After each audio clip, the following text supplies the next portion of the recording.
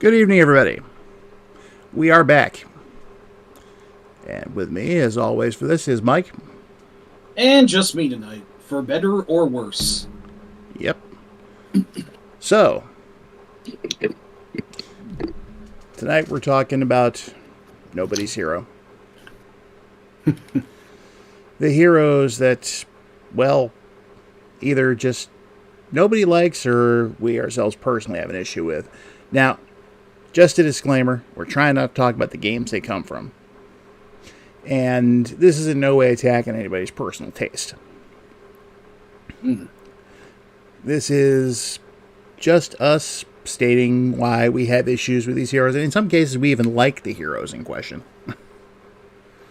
So, we're kind of straddling an interesting line between, talking about the heroes in the games or what problems are caused for the heroes by the people who program the games or whatever. Yeah, we're sort of judging these on different criteria per case in some situation. We don't really have a structured scoring system. It's very loose, and this one is honestly a little bit tough to think of some. We thought it was a little bit of a challenge to try and really think of characters that we thought were bad, even if their game wasn't necessarily. Although a few of these do come from legitimately bad games, but it just lined up that way sometimes. Looks like Snarb's here. Snarb, my bro. What up? Yeah, I wouldn't exactly say we hate them, but yeah, there's something. Some I do really hate, Go Home Heat or X-Pac Heat, as it's known as in wrestling parlance. I don't hate them because I'm supposed to hate them as per the story. I hate them because I just think they fucking suck. So that's one way of putting it. But that's not everyone. It depends. You'll see. We'll see on this weird journey that we set out on. Indeed. So, and I hope everyone who was listening enjoyed the new opening music. As a custom theme that has been done for us by my friend Bromley. Hey, Batty, how's it going? Glad you could make it. Hey, Batty, what up? Amagon? Oh, fuck, I should have put that wiener on there. God damn it. Already. Funny enough, Rob said that we were struggling a little bit with a few ideas. We were wondering if anyone was going to come up with any good ones in the chat, and I grew up on that piece of shit, and I didn't think to put out fucking Amagon. I must have blocked him out of my mind. That's the only solution I have there. I actually considered it, but I decided against it. And hey, Han, glad you could join us. Hey, Han. Sorry. All right, Mike, that's enough. Seriously, what up? Yeah. Anyway, we thought we'd go ahead and lead this off with some dishonorable mentions. Yeah, a few we considered, but we think, maybe not. Maybe not so much. Either we don't know enough about them, or we decided that, they're still good, even if we have criticisms about them, so. In some cases, it might just even be just maybe one annoying thing, which is like maybe a voice clip or something. It's like, shut up. Yeah. I'm tired of hearing this, and you've only said it 3 times already. Which would lead us to our first one, which is Oscar from the game of the same name. Thanks, everybody. Thanks, everybody. Thanks, everybody. I don't know a lot about Oscar, except that my friend Andrew really hates him, but I never really played the game very much. It's just a very boilerplate, European Exploro platformer with open levels and shit to get and collect, with very loose sense of physics and or combat. Oh, it was published by Titus Software. Mark of fucking quality. Oh, yeah. And, Bubsy, we have a bit more to say about him than just the voice samples. But that'll be coming later. You just wait, Puds. Okay, followed that up by that little weirdo from Zoom. I don't know if he says it or if it's just the disembodied voice of the narrator or whatever. And yes, Psycho Nick's Oscar does rule. Oh no, yeah, no, that's a rad game. That's one I need to play more. Who's that? Was that Technos or Data East who did that one? I can't recall off the top of my head. Fuck, hang on, I gotta check this offhand. It was Data East, yes. AKA Turrican Zero. Yeah. This game almost seems like a cousin to Chelnov. I should really play it more sometime. Anyway. So, but anyway, like I said, I don't know if it's the character, that little weirdo or whatnot from Zoom, or maybe it's just a disembodied voice. But if you've ever played the Genesis version of that, you finish circling a set of squares and you'll hear, "Come on, boy!" I don't know if that's in the original PC versions or what, but it's definitely in that, and it gets real old. I admit I really haven't played a lot of Zoom, but this game does look familiar. It's kind of like a sort of semi 3D version of what would you say, like Kix, Amadar, whatever, one of those fill in everything types games, Crush Roller. It's actually a pretty fun game. Yeah, I should play it more. Come on, Lloyd. Yeah. First of all, who the hell is Lloyd? You know, the bartender from The Shining, played by Joe Turkel. Oh, how silly. I forgot that. Your money's no good here, sir. All right. Well, another one I agree with Snarp. Zoom itself is a great game. Mm-hmm. And admittedly, the American cover of the Genesis version, the little weirdo looks even more hideous. Wait, I think I remember this cover being infamous. Let me just look this up off. Ugh! Yikes! Now, compare that to the Mega Drive cover. That is... What does it remind me of? Like some sort of... I don't even know what... Yeah, no, yeah, that's significantly cuter. The American one looks like something from a really bad early to mid-'80s cartoon based off of a toy property. It's his face. Exactly. That's the problem. It's ill-fitting. Looks like a face was swapped from a human character from some other... Like if he was, like, adopted by someone like the Yellow Hat Man from Curious George, he, like, stole his face, and what the fuck am I talking about? Anyway... I'm starting to wonder that myself, actually, Mike. That's a good question. Here's the answer. Let's move on. All right. Sorry. The next one we'd actually consider for the main list, but decided because... I actually thought the first couple of games weren't too bad. It was Gex. Is that Fox Mulder's sister? Has anyone seen Fox Mulder's sister? Oh, that's what I'm saying. When is Grace Jones going to retire? I know if you played the N64 version of Enter the Gecko, he says, has anyone seen Fox Mulder's sister pretty much over and over and over? At least there's a little more variety in the PS1 version. Yeah, I mercifully grew up on the PS1 version, and honestly, I genuinely liked Enter the Gecko. I actually dug it enough to 100% the motherfucker as a youngin'. Really? I'm probably not going to have to... Yes, I'm serious. I'm probably not going to have the focus or drive to ever do that again. But that was a thing. The first game also isn't bad. It's... For better or worse, it's nowhere near as elaborate as its sequels, but yeah, it's pretty decent. I can see why it was the killer app of the 3DO. And hey, Dana Gould strikes me as a genuinely funny guy and talented dude. So it's not his fault that like Gex could only belt out so many lines that his memory allowed to. But honestly, among the smarmy mascots of the day, Gex is okay, all things considered. Although I never played Deep Cover Gecko because when he got a realistic human girlfriend, I think that kind of ooglied me out. And I didn't get that either. Now, Heihan brought up Blinks. Wasn't that like a time cat or something like that? Yeah, Blink's the Time Sweeper from, I believe, what was it, the original Xbox or the 360? I don't remember. Also, Batty, I think you have a point there. Okay, something tells me is it. Yes, that is a good point. It probably more people today would just look back and just like, what is this crap? But sure. And good chunk be like, who the hell's Fox Mulder? The amusing thing about Gex is that he's played by classic British actor Leslie Phillips in Enter the Gecko in the European versions, which is pretty interesting. But He also got another voice change for the third game, Danny John Jules, aka the cat from Red Dwarf, which is crazy. That's actually kind of a fitting voice for him, I think.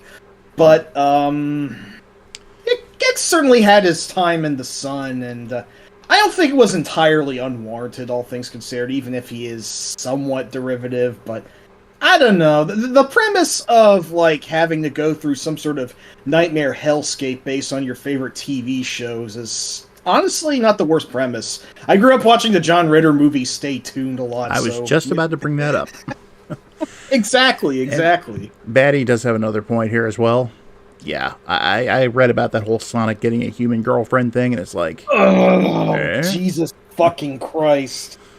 I might have a few things to say about that, but hold that thought. Anyway, hey Han, I wish I had anything to say about Blinks, but unfortunately, I never played it. I haven't even really seen much footage of it. Xbox emulation sucks today, so he's an amusing design, I will say, but I really don't know much about him, so very sorry. And hey Han, just keep in mind, we're just in the dishonorable mentions right now.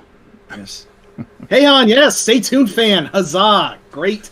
Really a much better film than it has any right to be. It's not high art, but it's just a fun goddamn adventure. That's the least I can ask for. Yep. And hey, Sharon. Good evening, ma'am. What is up? Yes, Sharon, I see you're here. Well, we're all doing fine. We were just talking about Stay Tuned. Yep. Sir Cathode Ray himself. Hey, maybe we should have another vaguely related movie stream at some point. But. Yeah, but how does Stay Tuned tie into a game? I thought I had one game reference in it, but maybe not. It's been too long since I've seen it. Yeah, I could watch it sometime and find out. Okay, next one we're going to bring up real quick is Backlash. This was my fucking cockamamie idea. For the most part, I'm a big fan of Blast Corps. It is maybe arguably my favorite game that Rareware ever made. Except this motherfuck truck called the Backlash, this piece of shit whose obtuse method of destroying buildings is hold the shoulder button and try and swivel it around just right so its rear hits and smashes the buildings, is definitely the least direct and stupidest way to try and destroy what you need to get destroyed. I swear, though, the developers realized how awkward the Backlash was, and they deliberately make you use it for like half of the fucking game. It's... Oh, wow, hey, hon. Wow, we got a lot in common. Very good stuff. Yeah, no, it's one of my favorite N64 games. Always has been. Yeah, for the record, I haven't played much of Blast Corps, but what I played, I didn't mind. Yeah. No, it's, instead of having you use one of the more straightforward vehicles, like the Ram Dozer, which is, the all-round, just run into things vehicle, or the much cooler ones, like any of the mechs, the Flying J-Bomb or the Rolling Thunder Fist, no, you got a Backlash, neener, and, fuck Diamond Sands. That's the one level I was never able to fucking get a gold medal on, because it is the worst example of try and do this with the Backlash as fast as you can, and my skill's not enough. I got a gold medal all the other stages, and I'm still fucking bitter about it. But as you can tell, Mike's working extra blue tonight, so... Sorry, should I tone it down any? If anyone has complaints, then yeah, but I don't see any complaints yet. Anyone got any complaints? I mean, yeah, if my foul mouth legitimately does bother everyone, I'm not resistant to criticism, so... I will just say that when Mike brought up Backlash originally, his exact comment to me was, fuck that piece of shit. Yeah, no, I still stand by it. It's like... What's a game that you normally really like, except there's one thing that you have to do in it multiple times that's really obnoxious or tedious or whatever? Any game that has an escort mission? Yeah, you know what? Yes, the Backlash is... Well, actually, you know what? It's funny. Blast Corps kind of is one giant escort mission. You have to Well, kind of, sorta. I mean, you have to not run into the nuclear truck and clear things for it. So it helps though that like nothing is actively trying to kill the truck. No, the truck itself is trying to run into things that are in the way. So half the stages of Earthworm Jim 1 and 2, yeah. You know, Earthworm Jim 2 especially had a lot of stupid bullshit in it. The game was barely a platformer. It was really more of a genre roulette in disguise like Battletoads. So You know, I never really cared for Earthworm Jim. you seem like the type of person who would not, and I totally understand it. I do think that maybe those games don't hold up so hot, and Yeah. well, that doesn't hurt. It doesn't help that Doug Tenniple fucking blows ass. Hey, Han, you are absolutely correct on that, because that is one of the most stupid covers I've ever seen. Oh wow, I remember that one. That's no wait, that's not even the one I remember. I was actually thinking of that Busted Move 2 one with like the fucking guy with the toothpicks in his eyes. I was just about to bring that up. What the fuck was that? Oh my god. Oh, Those are both extremely terrible covers. I don't know what like Taito's USA division was working with at the time. it's like I'd rather have the balding middle-aged dude shitting out the jewels than the cover of Column 3 for the Genesis. That guy's a national hero. I don't have any problems with him. Well, in that case, let's move on to one of our last dishonorable mentions here. Navi. Hey, Neeson! Hey, Neeson! You know, that really annoying fairy who only exists to maybe occasionally identify things and then just bug you for the rest of Ocarina of Time. I mean, anyone who knows me, it's no secret that I consider Ocarina one of the most overrated video games ever made. I do understand why it was such a big deal for its time, don't get me wrong, but compared to a lot of other Zelda titles, I just think quite a bit about it doesn't hold up. And that obnoxious little thing floating around you all the time is one of such things. It's telling because in its immediate follow-up, Majora's Mask, you also get another helper fairy by the name of Tattle, who notably does not have vocal clips. It only has non-vocal bell-like sounds that it communicates with. And no one gets pissed off at Tattle, so that was a good move, and that's why Majora's Mask is superior. Thank you for coming to my TED Talk. By the way, guys, just keep the Phalanx guy in mind for a little while. He's going to come up again in something later. Oh, yeah. Oh, very interesting mention, yes. But, I would put Navi in the main spotlight, but she doesn't quite count because she's only a sidekick. She's player adjacent. But she is very notably annoying, and even people who are still fans of Ocarina really could very much take or leave her from what I gather, so I thought she was worth a mention. Okay, I have to say I barely played Ocarina, and even I knew about Navi. I remember Navi was actually roasted in an episode of the Powerpuff Girls, if you could believe it. No, actually, I can't. Actually, you know what? I'm going to post this clip. Let me see if... wait, what the... Hang on. Okay, there we go. I'll post that for you later, Rob. Remind me, give that a view, because it's pretty great. Gotcha. All right, well, moving away. Phalanx Porch Banjo Man playing the Deliverance theme. And then, like... Gradius explosion happens. All right, we got one more dishonorable mention. I think Snarb in particular, and anyone else who's played this game will most likely agree. There's a hole in the boat, Graham. The fucking murder boat. Cedric the fucking Owl. From King's Quest V, the early HG 101.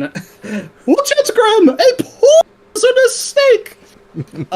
Really terrible voice, totally bitch useless, like, I mean, King's Quest V is already an obtuse enough game as it is, and if they intended Cedric as a hint system of some sort, he really doesn't fucking do his job.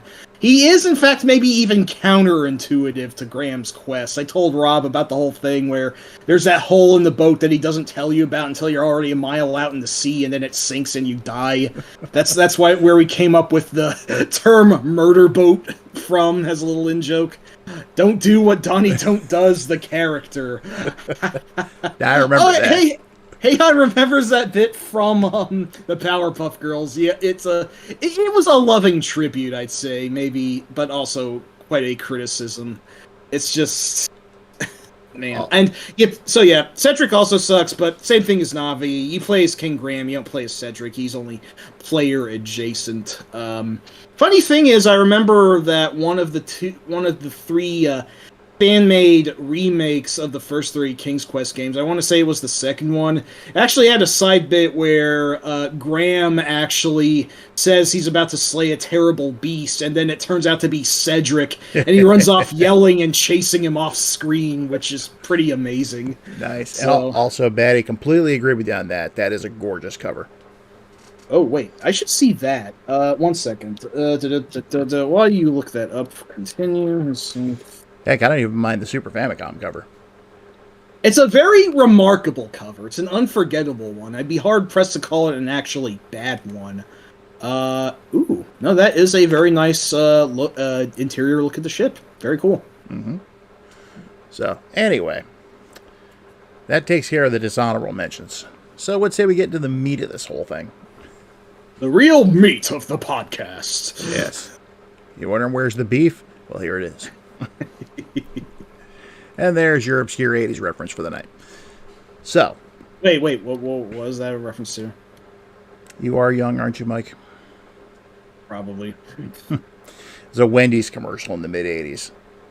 Oh, no, wait. You mean the Where's the Beef Lady? Oh, that's what that was. Oh, I forgot that was Wendy's, actually. Take me to Wendy's. I'm meeting Clara Peller. I thought it was another restaurant, like... No, Arby's didn't have hamburgers, you fucking moron. Never mind. Where's the beef? I confused her with the I'm falling and I can't get up lady. That was more 90s. Okay, gotcha. Oh, at least it wasn't like the ladies from the Hover-Round commercial. Hover... It was a one of those mobility devices. And I remember vaguely they did the first run of commercials, and the lady who was basically the spokesperson was like, and next time I'm going to the Grand Canyon. And sure enough, in the next set of ads they did, she was at the Grand Canyon yelling about Hover-Round. Oh, wow. Continuity. Not bad. Yep. Yeah, Mondale to Hart. Where's the beef? Oh, yes, you're right, Sharon. They're saying we got the meats now. That's not a bad phrase. You should dig her up for a revival ad campaign. Better CGI her at this rate. I sure hope so. Anyway, we're getting a little off the beaten trail here. Yeah, it was fun. All right. Yeah. So, the first one I nominated was Chuck Rock. I just find the character to be completely unappealing. I remember playing it, and I was just... No, his everything about him just threw me out of the game. So I only remember his head looked like an eggplant and his chin looked like a butt. So, is that accurate? That's accurate enough. And I think he had giant feet too. Let me see. Skeleton on puppet strings.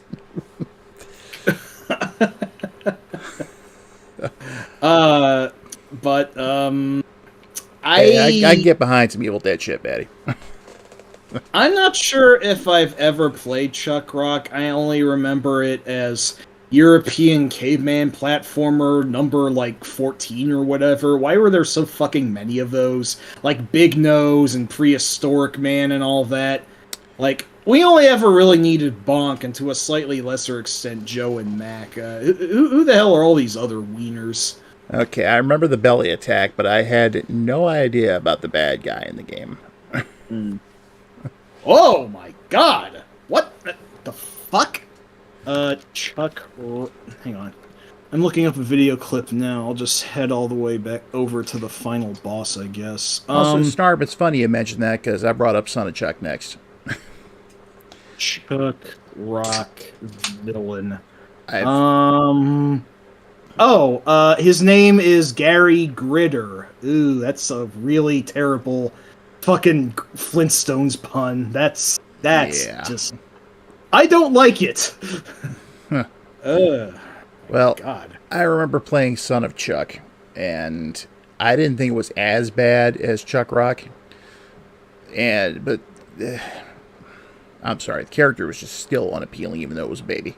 As far as I'm concerned, there's only ever been one good video game that starred a baby, and he's actually pictured in our background.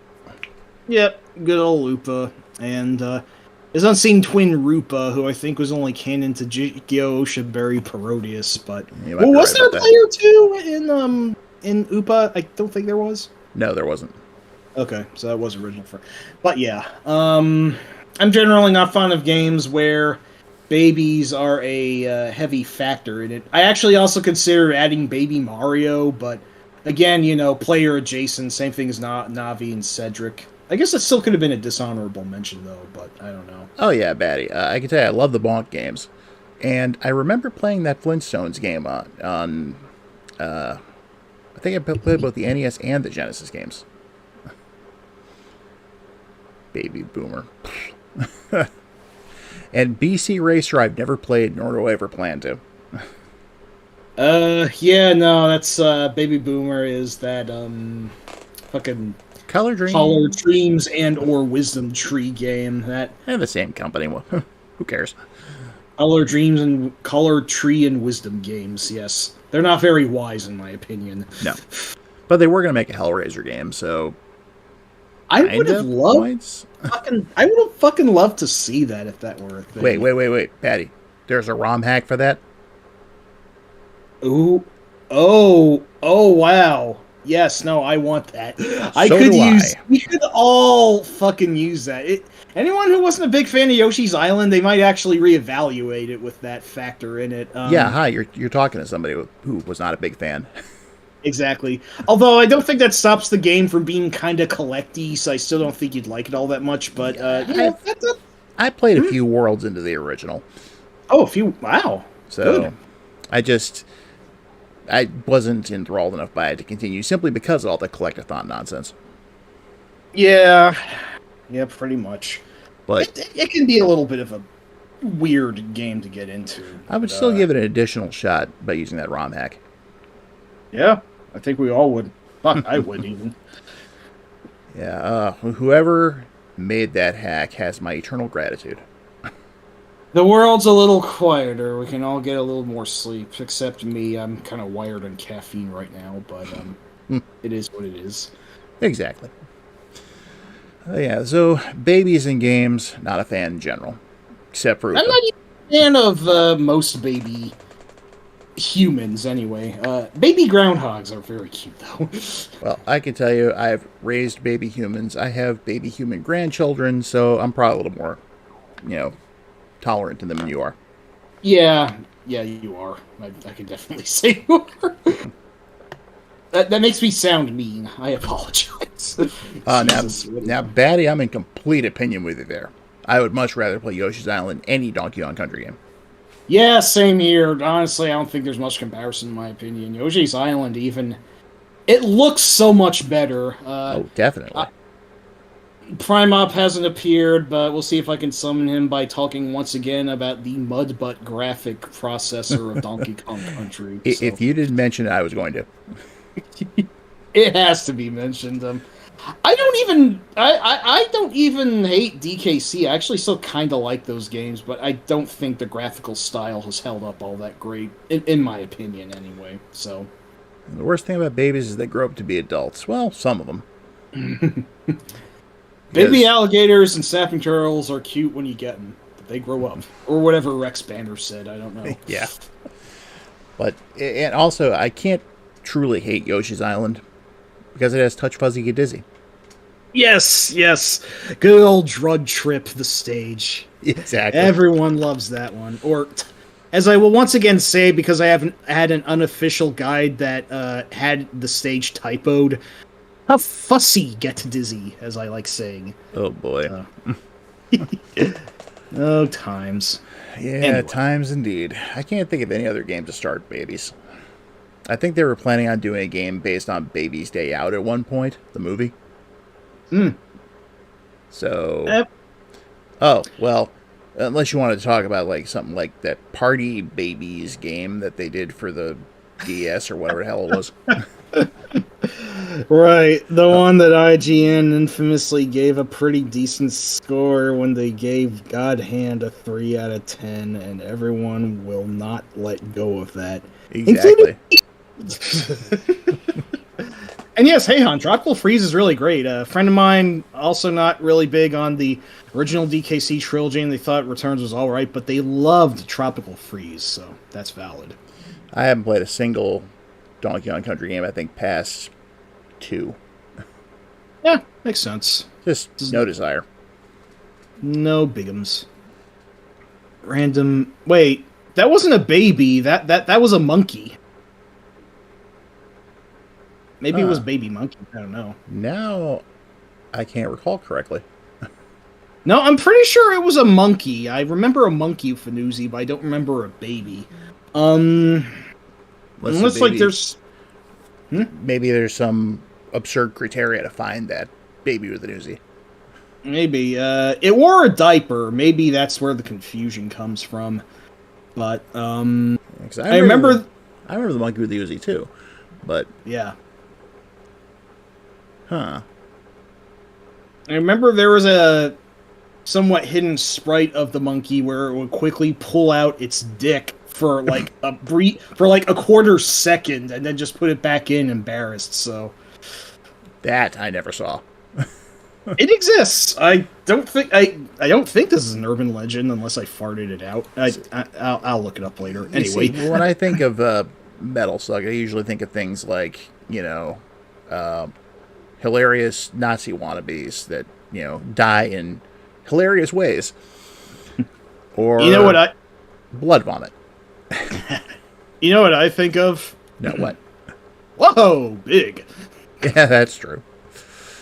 That's okay. You should hear the number of mistakes I've made on this, down through the past couple of years. Yep. So, no worries. Yeah, our memories tend to be pretty Swiss cheesy. Mine most certainly included, but yeah, ever since I had that whole thing happen in 2020, my brain's been like totally Swiss cheese. Yeah, I'm sorry. Heatman with a cigarette. That's cute. That's pretty cute. That's actually pretty awesome. Zippo lighter, being that he is, that's a nice gag. And hey there, Gossett. Welcome. Yes. Welcome, Gossett. Thank you for joining us. Yes. Rocket launcher. Yep. I do like that. Iron Lizard. Metal Slug is awesome, but let's go on. Who else are we going to talk about next? I think we should just kind of jump around our list here. Yeah, you pick whoever feels like a good idea. Or a bad idea, rather. Good idea, bad idea. Best part on Animaniacs, no question. I'm going to throw a ball in your direction here. Yo, what up? Curtis Stryker. Yeah, so, Mortal Kombat, I was trying to think if there's, like when we were trying to scratch up character ideas, I turned to fighting games, and I wondered if there's anyone from those that would make a decent speculation for tonight, and, yeah, I would say that while Stryker is not the worst character ever in Mortal Kombat history, I do think many would call him arguably the worst of the original trilogy, aka any of the characters anyone remembers. And there's also kind of an odious reason for his being today, I think, that certainly deserves some mention. But, back when he came up in MK3, he just looked like a total wiener. Like a doughy mall cop with, like, a casual Friday blue and white shirt and a backwards hat and some matted brown hair, and he did not look like someone who belonged in this game where everyone was a highly athletic and trained martial artist. He just looked like he looked like someone at like a comic book convention dressed as an obscure Batman character. I don't know. I don't know how better to put it. I went with Joey Mall Cop the first time I saw him too. So yeah, everyone just thought he looked royally out of place. In fact, I remember the first time I saw Mortal Kombat 3 in the arcade. I'm going through the character list. I kind of laughed when I saw him and then picked like Cyrax or somebody. Oh, I like Cyrax. I did like the Cyberlin Quay quite a bit. But yeah, it's like I'm not playing as the whoever that is. I mean, yeah, no, he just looks royally out of place, and their attempts to make him cooler, I feel, also kind of fell flat in their face, because for obvious reasons, he didn't come back at all during the next several games, and when Armageddon came out, and they did the Everyone is Here approach many years before Super Smash Bros. Did, someone at midway at the point even thought that Stryker looked like too much of a dick to bring back, so they gave him a redesign that made him look more like some sort of secret agent in a wetsuit or whatever, and frankly, I think he looks stupid in a different way. Like, he's now, like, bleach blonde or whatever. He looks like he's ready to, like, hit the slopes in SSX, then, throw down some combat or some bullshit like that. So, I mean, they just had to bring him. I'm waiting for your particular critiquing question. Oh, yeah, no. Believe it or not, it gets worse. Thing of it is, because Mortal Kombat 9, or MK 2011, since it's just called Mortal Kombat, and I hate when modern games do that, but that's another matter entirely. The roster of Mortal Kombat 9 was basically a get back to basics thing. It was a series reboot, so to speak, and they decided to get back to basics and just basically have the entire roster of Ultimate MK3 and or MK Trilogy, if you will, which was just basically almost everybody from the first three games and maybe like one or two from some of the later games. So they felt that even if they weren't a huge fan of him, they had to once again include Stryker because someone thought it was a good idea to put him into MK3 all those years back, so he's just kind of a package deal if they do something like this. But they kind of tried harder to actually make him cool this time, and nominally it kind of worked. He looked legitimately tougher. A friend of mine described him as being more like John McClane now. He was definitely more muscular. He actually wore his hat forward this time. He actually had one of our best current voice actors, Matthew Mercer, voiced him, if I'm not mistaken. And they kind of like played him more as an everyman, somewhat over his head, which, on paper and back then, I thought it worked pretty decently. Except for the fact that when he starts a fight, he yells out, "Police brutality coming up." If you thought that was iffy in 2011, imagine how the fucking fuck that reads now. Yeah. Snarb, can I get an ooch for that one if you're in the audience, sir? Because also, that is mighty oochie, if you ask me. Welcome in, Jay. Good to see you. Hey there, Jay. Sorry you had to enter on that note. I'm just explaining my Curtis Stryker from Mortal Kombat was a big fucking mistake. It really does rate highly in the Ooch meter. You are correct, sir. So, I think I understand why they took him out of both MKX and MK11. By then, they had cooler characters with guns like Cassie and Aaron. And I'm surprised they actually brought him back in Mortal Kombat 1, even if it's just as an assist character. But it's like, yeah, no.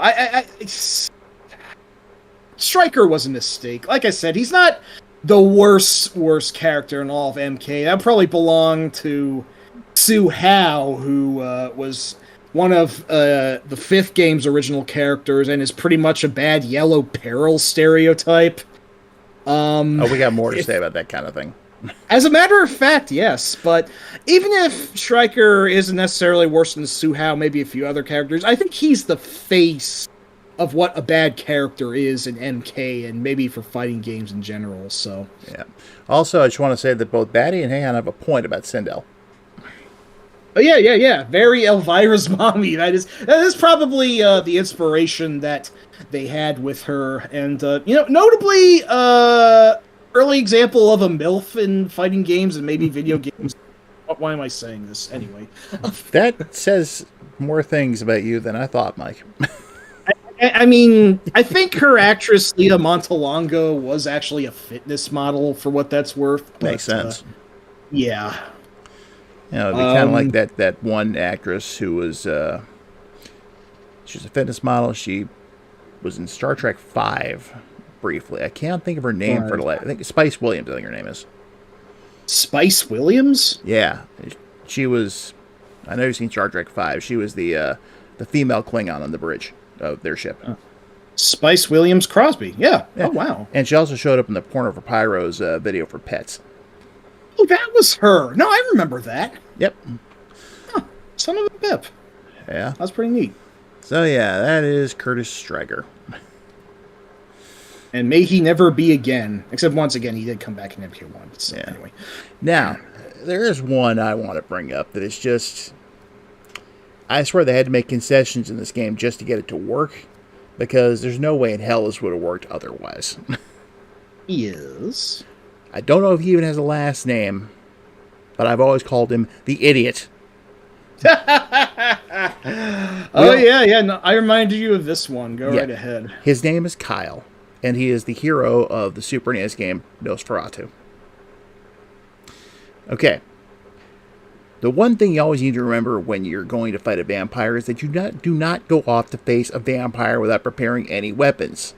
Fists aren't going to cut it. Yet in this game, somehow, they do. Sure, they can bring up the whole thing about the magic jewels, but how do you even know about those? It's like he just kind of found one and said, oh, hey, guess all those weapons I thought I would need, I guess I don't, because now I got Fists of Fury. Holy water, don't need it. A whip, forget it. Stake in the heart, no way. I'm just going to punch his ass to death. I mean, maybe he's related to that one priest from the movie Dead Alive, a.k.a. Brain Dead, who then says, I kick ass for the Lord! And then he literally does beat up several zombies before he, unfortunately, meets a bad fate, but... Well, for those who aren't certain, like Heian just asked they've never played Nosferatu, think of it as like Prince of Persia, but with a horror setting. Yeah, Prince of Persia meets Castlevania is probably the most generous description I can give it. Yeah. And yeah, I wouldn't call it like a...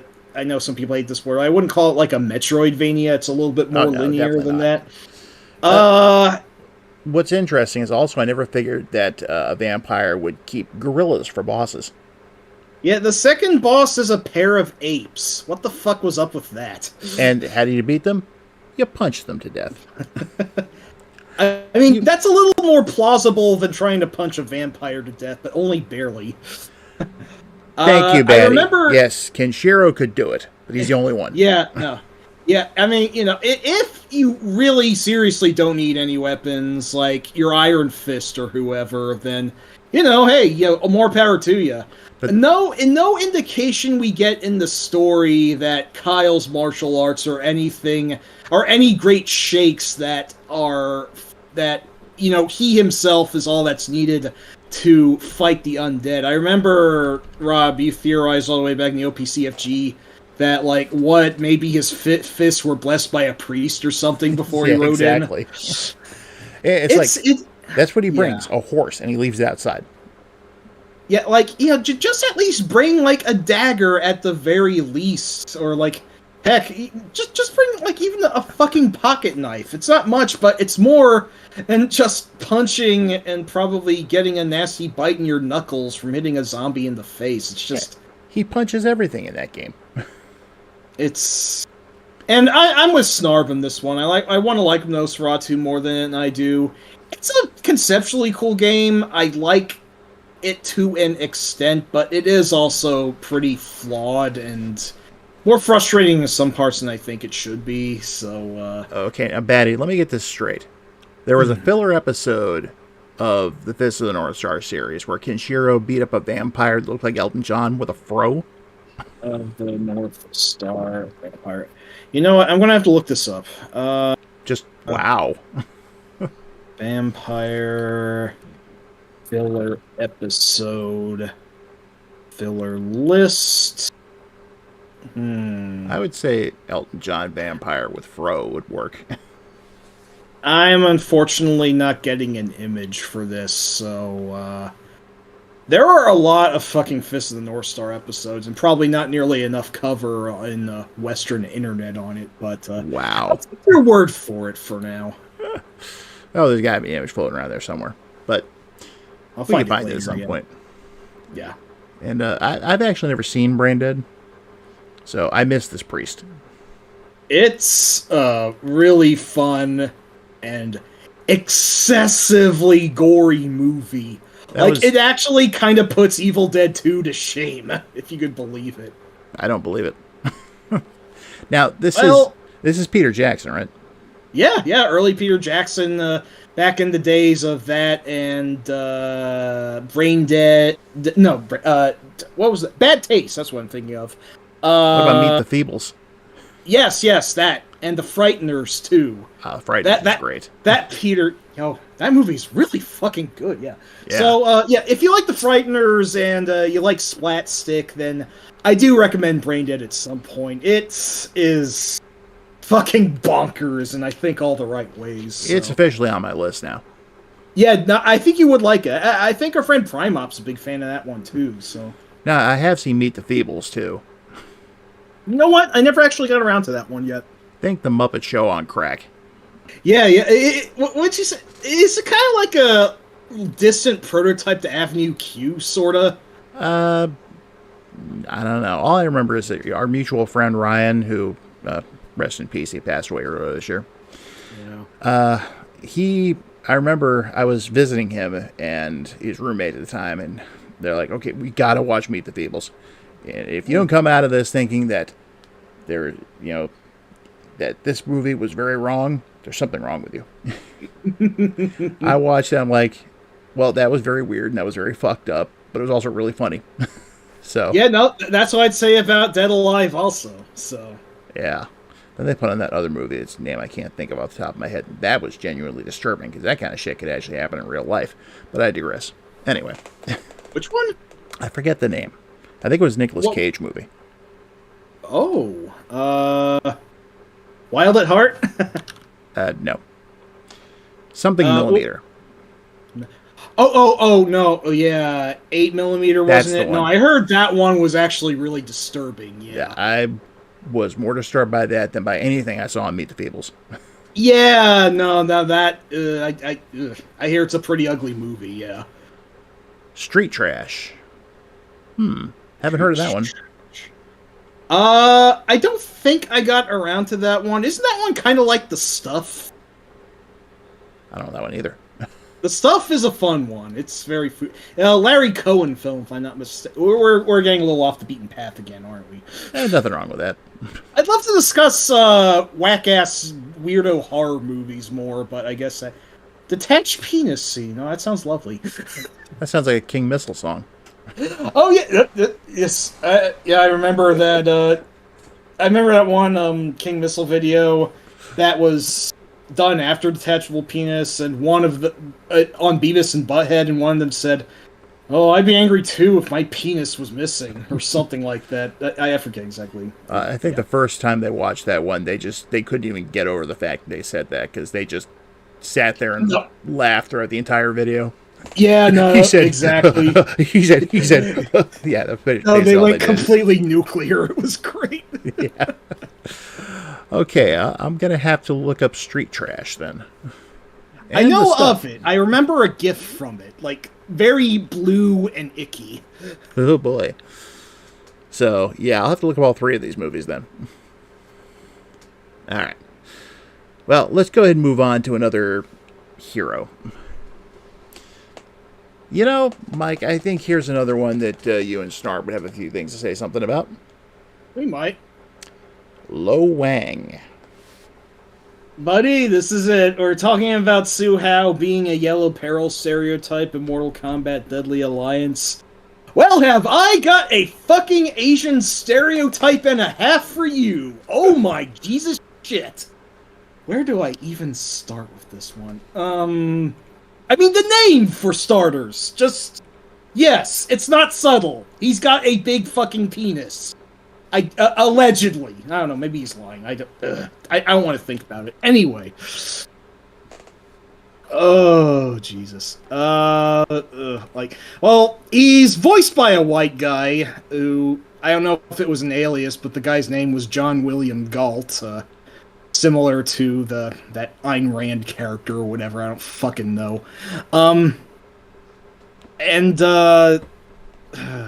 Okay, so Shadow Warrior does that really, not good thing where, like, both Chinese and Japanese cultural matters are thrown into the same blender, and the game just tells you, "Hey, this is Asia," and I'm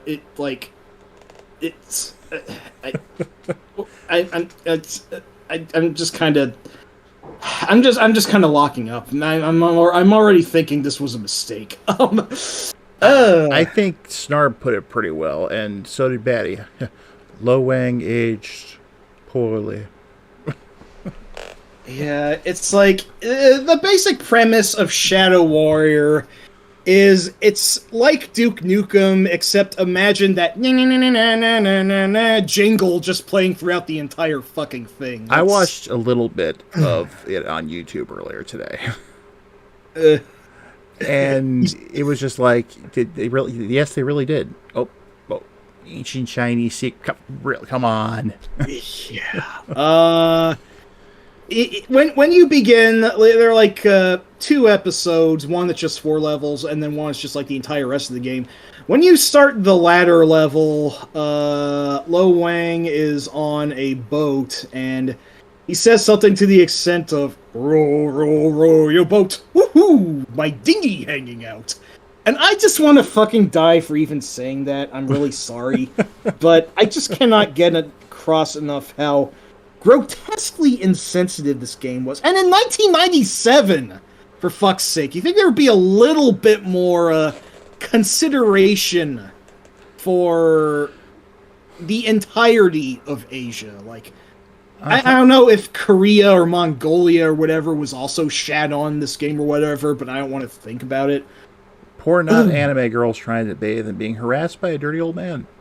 Oh yeah, there is that aspect too, and that's weird and fucking creepy. I don't know. They feel very blatantly out of place, and I don't know why they're in there.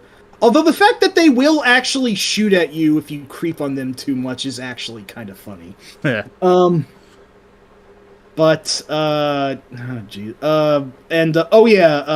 Other points of terrible insensitivity on this game, besides, the quote-unquote protagonist, and also no like indication that Lo Wang has any sort of honor or anything. He's just a constant quote-unquote joke machine, and that's all there is to him. I get the feeling he likes violence a little bit too much, but like, I know like maybe some people might have thought that Duke Nukem was somewhat obnoxious for his day, but like, Lo Wang is all that cranked up to 11. It's just, I don't know if I should mention a couple of other things about how cringy Shadow Warrior is, because that's less about Lo Wang himself and more of what he has to face in the game. Yeah, better just keep it on Lo Wang himself. Yeah, because I'll just say there's a really bad word that one of the enemies is actually named. I'll just leave it at that, and I'm not going to go any further. I don't know. I want to like Shadow Warrior more than I do because the game itself is honestly not bad, but even the game is also like kind of bullshit to play as. There's some really rough ass enemies in there. Like the first stage, you basically get attacked by a practical mid boss, a mostly invisible ninja that just shits napalm everywhere, and it's just ridiculous. And That's something. yeah, I agree with Batty. Just play Blood instead. Shadow Warrior is notable for running on the build engine, which also powered Duke Nukem 3D, hence, and also the awesome monolith horror themed FPS Blood. Duke Nukem is better than Shadow Warrior. Blood is better than both of them, if you ask me. I will at least say Shadow Warrior is better than Redneck Rampage for what it's worth, but it is kind of an ask to recommend today. Although Shadow Warrior did get rebooted in 2013 and actually had a trilogy based on it, and they made Low significantly less cringy, just more of kind of a dork. I remember the game opens with him singing The Power from the Transformers movies, so like that's the tone they were going for there. He was singing The Touch? Oh, The Touch. Oh, sorry. I said The Power instead. Well, you got The Touch, you got The Power, but right. I conflated that. So, you know, you mentioned Redneck Rampage. I did, yes. I thought that game was funny. Especially when the truck hits you and kills you, and all you can see is just yourself pinned to the grill of the truck as it's moving. You just watch all the landscape speeding by. I will say... That's my experience with Redneck Rampage right there. I will say, with a lot more polish, I think Redneck Rampage actually could have been a better game than Shadow Warrior, but unfortunately, a good chunk of its weapons suck, and your arsenal mostly kind of sucks. So, get off my land! Hush, puppies! Guys, although Leonard, I will say I do find Leonard more amusing than Lo Wang, and that's because roasting on white people is always a better choice than roasting on the Asian populations, so that's... I don't want to get too political, but yeah. Yeah, let's keep politics out of this. So yeah, less politics, more ducks. More ducks. I'm always for more ducks. All right. Oh, more ducks you'll get. Okay, that's enough. He says he quacks one more time. Oh, you want me to? Because I want to go right ahead. All right. I should stop abusing this. Oh boy. All right. Seriously, that's it for now. We'll see about it later. Anyway, but yeah, like Snarp said, if you can get past the racism, then you have to suffer through the horribly unbalanced gameplay instead. It's yeah. I want to like Shadow Warrior more than I do, but it doesn't hold up so hot today in more ways than one. So, also, yeah, Mike, just go play Blood instead. Blood's great. Yes. Yeah, hang on. I'm about to send you something I want you to see. Yes. Give me just 1 second. Yes. Why do you talk like that? I had a stroke. All right, let me find it. I know that's pretty terrible, but that... Simpsons humor. The delivery's amusing. I can't lie. Well, it's that one guy from all those, TV shows back in the 50s. Okay. Yeah, I keep forgetting his name. Frank something or other. Yeah.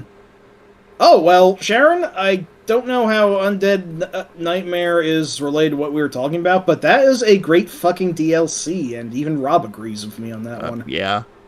Okay. I've sent it to you. Let us hear your reaction when you look at it. Okay.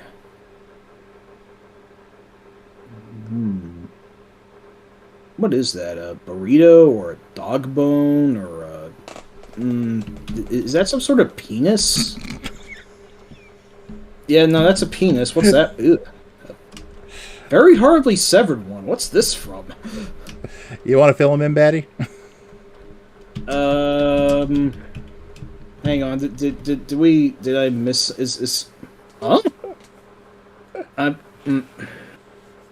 lost. What the? Yeah, someone please explain to me what this is. Oh, just keep an eye on the chat. Okay, well. Do. Oh wait, that is from Street. Oh yeah, no, that was the severed penis scene you mentioned. Oh right, that. Yeah, you know what? I'm gonna have to see this now too. That's pretty ridiculous. I will have to see this too. Yes. And I'm all with an idea for a stream where we just quote The Simpsons. We'll have to keep it somewhat relevant by talking about Simpsons video games, but I think we can do it. I think we should do it. I think we should do. Even though a lot of them suck. Well, that's what's going to make it even more fun. We can find appropriate quotes to pair with the sucky games. Yippers. All right. So let me go ahead and pick one now. Please. For myself. Now, I want to state for a fact that I actually like this character, and I like his game. What I don't like was what the devs did. And that would be Ernest Evans. Well, first of all, he's an Indiana clone. And well, as big of an Indiana Jones fan as I am, I'm all for that kind of thing. He's like an anime Indiana Jones. But, yeah, I'd like to know what Wolf Team was thinking when they did the whole lanky marionette thing and the fact that you could just lose your health left and right. I don't care for that at all. Now, I know there are people out there who like the game and have, really made it work for them. I'm thinking of one in particular, that'd be Kate. But I never could quite get past that whole thing. But I still think it's a decent game. Which, a lot of people wouldn't agree with me, but that's where I stand. What do you think? Now, I do like the game, but it is Jank City, and it is because of that jank, I think, that I haven't been able to beat it. Either that or it's a quote-unquote skill issue on my end, as the kids nowadays are so fond of saying, but you are fighting your own physics throughout half of the game, and it's just really hard to keep up with, I think. It's one that I really want to like a lot more, because there are things that I do favor. Its graphics, except for your marionette-ass protagonists, are cool. I do think whips are always a neat, tried-and-true weapon. Just ask the Belmont clan. And the game moves quickly. It has some neat stage ideas. Good soundtrack. Yes, Motoi Sakuraba's soundtrack is fucking amazing for it. There's a lot to like. It's just Ernest himself controls like one of those Weeble toys or whatever they're called, and it's just so not great to actually play as him. I remember in the awesome YouTube series, A Question of Character, where the host Norm gives hilarious and understated descriptions of many classic video and a few not classic video game protagonists. He eventually came up with a rating system that ranks each character's power, agility, and endurance, I believe. I think Ernest is the only character to have earned a low in all rankings and thus earn an F ranking. There might have been one other, but poor Ernest is just... He's... man. Like, not only does he die really easily, but he also has that sleeping potion bullshit in the first level. That's actually pretty funny. It's hilarious, yes. It's a hilariously dickish move, but...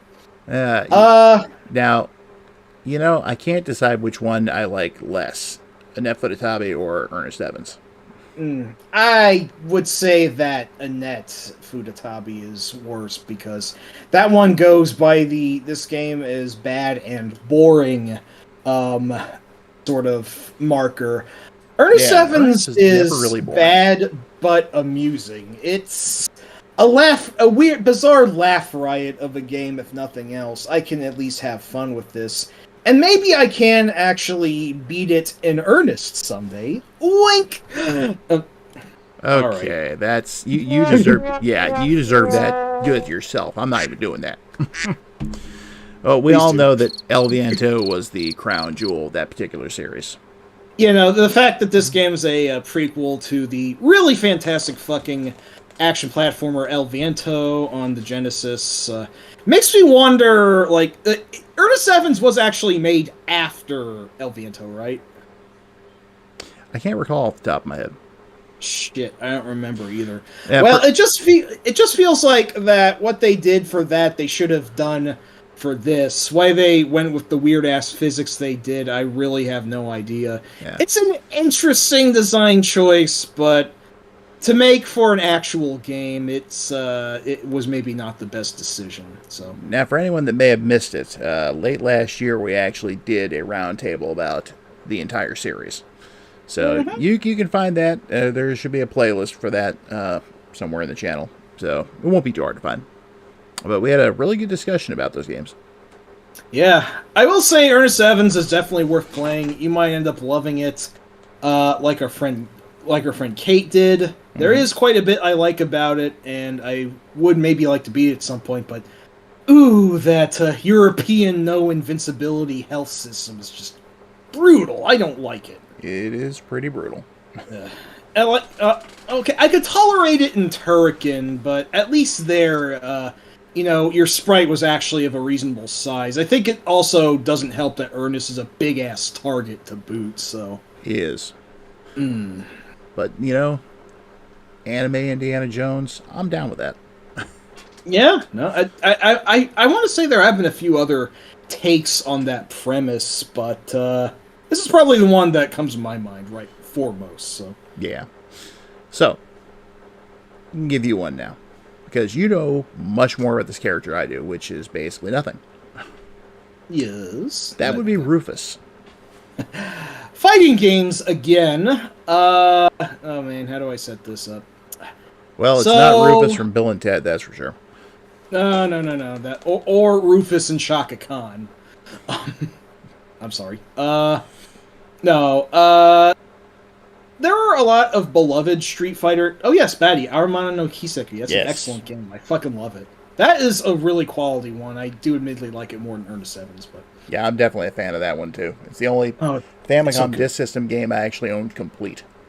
Might be the best one, at least my favorite one that I know about it. Anyway, yes. So, Street Fighter has a lot of classic characters in it throughout the series. Maybe not always the most culturally sensitive characters, but, there's a lot of ones that, even people who aren't into fighting games could recognize.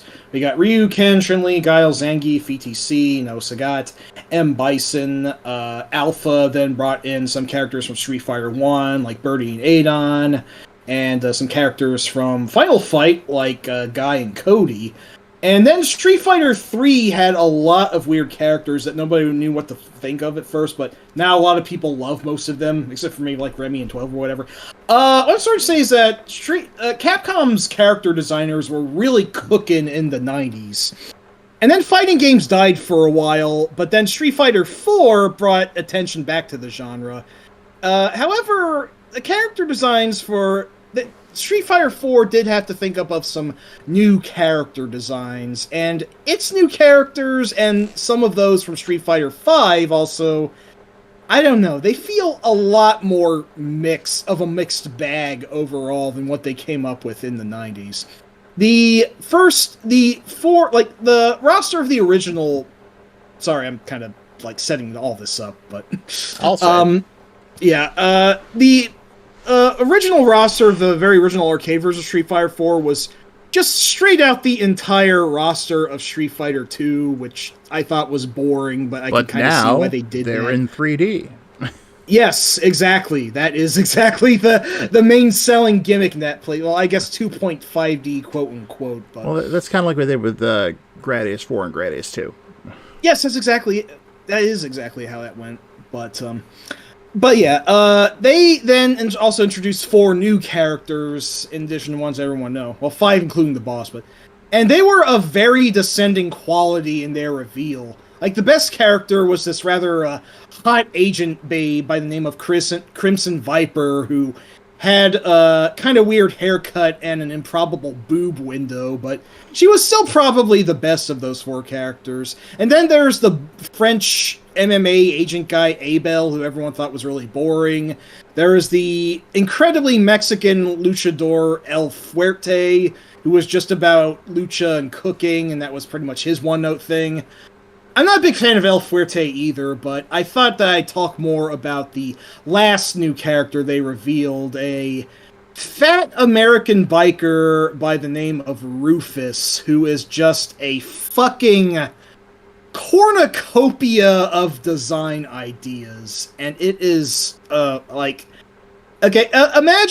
a, 300, 400-pound blonde guy with one of those, Chinese ponytails in a yellow jumpsuit, which he even shows a little bit of a happy trail in the semi-unzipped jumpsuit, if you can believe that. And it's everyone, when they first saw his visage, which his very first piece of art also had him eating a bucket of popcorn, rolls my fucking eyes. And they also make him a big fat idiot who never shuts up and is only obsessed with beating Ken for God knows whatever reason. And he keeps accusing several random people of being Ken and I'm going to fight you, and that's his only thing, and it's, oh god, it's just so fucking dumb. So what you're saying, you and Snar both are saying that he's not just a horrible stereotype, he's also a moron. Yes, that's exactly it. Batty, you're thinking the exact same thing I'm thinking about El Fuerte, tangent. I thought El Fuerte was genuinely lame, and it was dumb that they had to make up another luchador, because they already had both El Stingray and the Scorpion from Saturday Night Slam Masters. I would have loved to see either of them in this game. Although I guess there's some weird licensing biz with Slam Masters characters because of Tetsuo Hara's involvement. Speaking of Fist of the North Star, so I don't know if there's some sort of weird rights hell. I just know that manga groups are notoriously possessive of their properties. Motomiya Kinago, anybody? Yeah, exactly. It's exactly what I was thinking of in that case. It's a wonder we got Strider Hiryu back in MVC, but and Strider 2 for that record. But yes, Capcom vs. SNK Raiden from the original Fatal Fury. That was actually a pretty cool thing to bring back, but yeah, Rufus, he's not only a dumbass idiot who improbably has a cute girlfriend.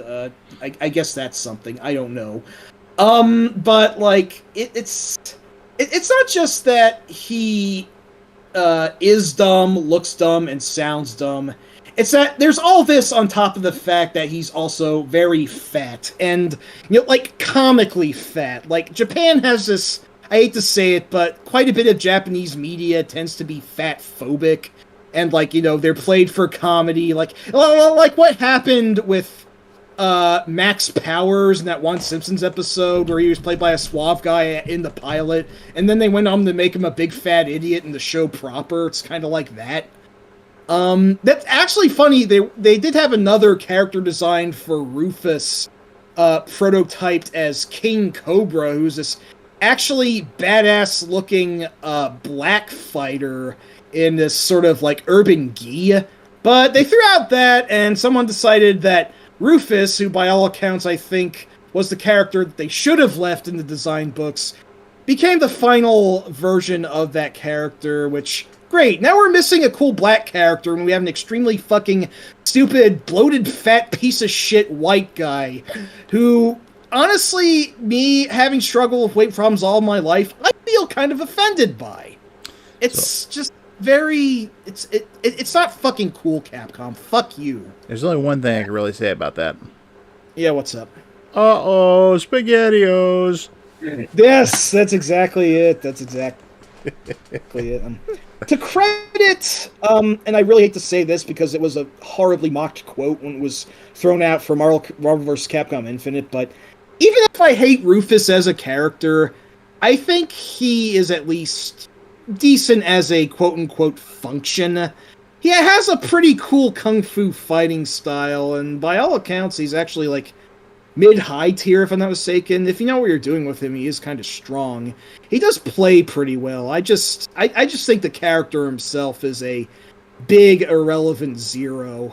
And I think a lot of other people thought that too when characters were being revealed for the crossover game Street Fighter Cross Tekken, which, oh boy, there's a lot that can be said about that one, and not a lot of them great, but when Rufus was revealed to be on the roster of that one, there were very audible boos in the audience, and I don't think anyone else got that much of a bad reception when those reveals were made. Rufus was apparently quite good in the tiers, which, like, I don't know. There are, once again, like with Stryker, there are worse Street Fighter characters out there.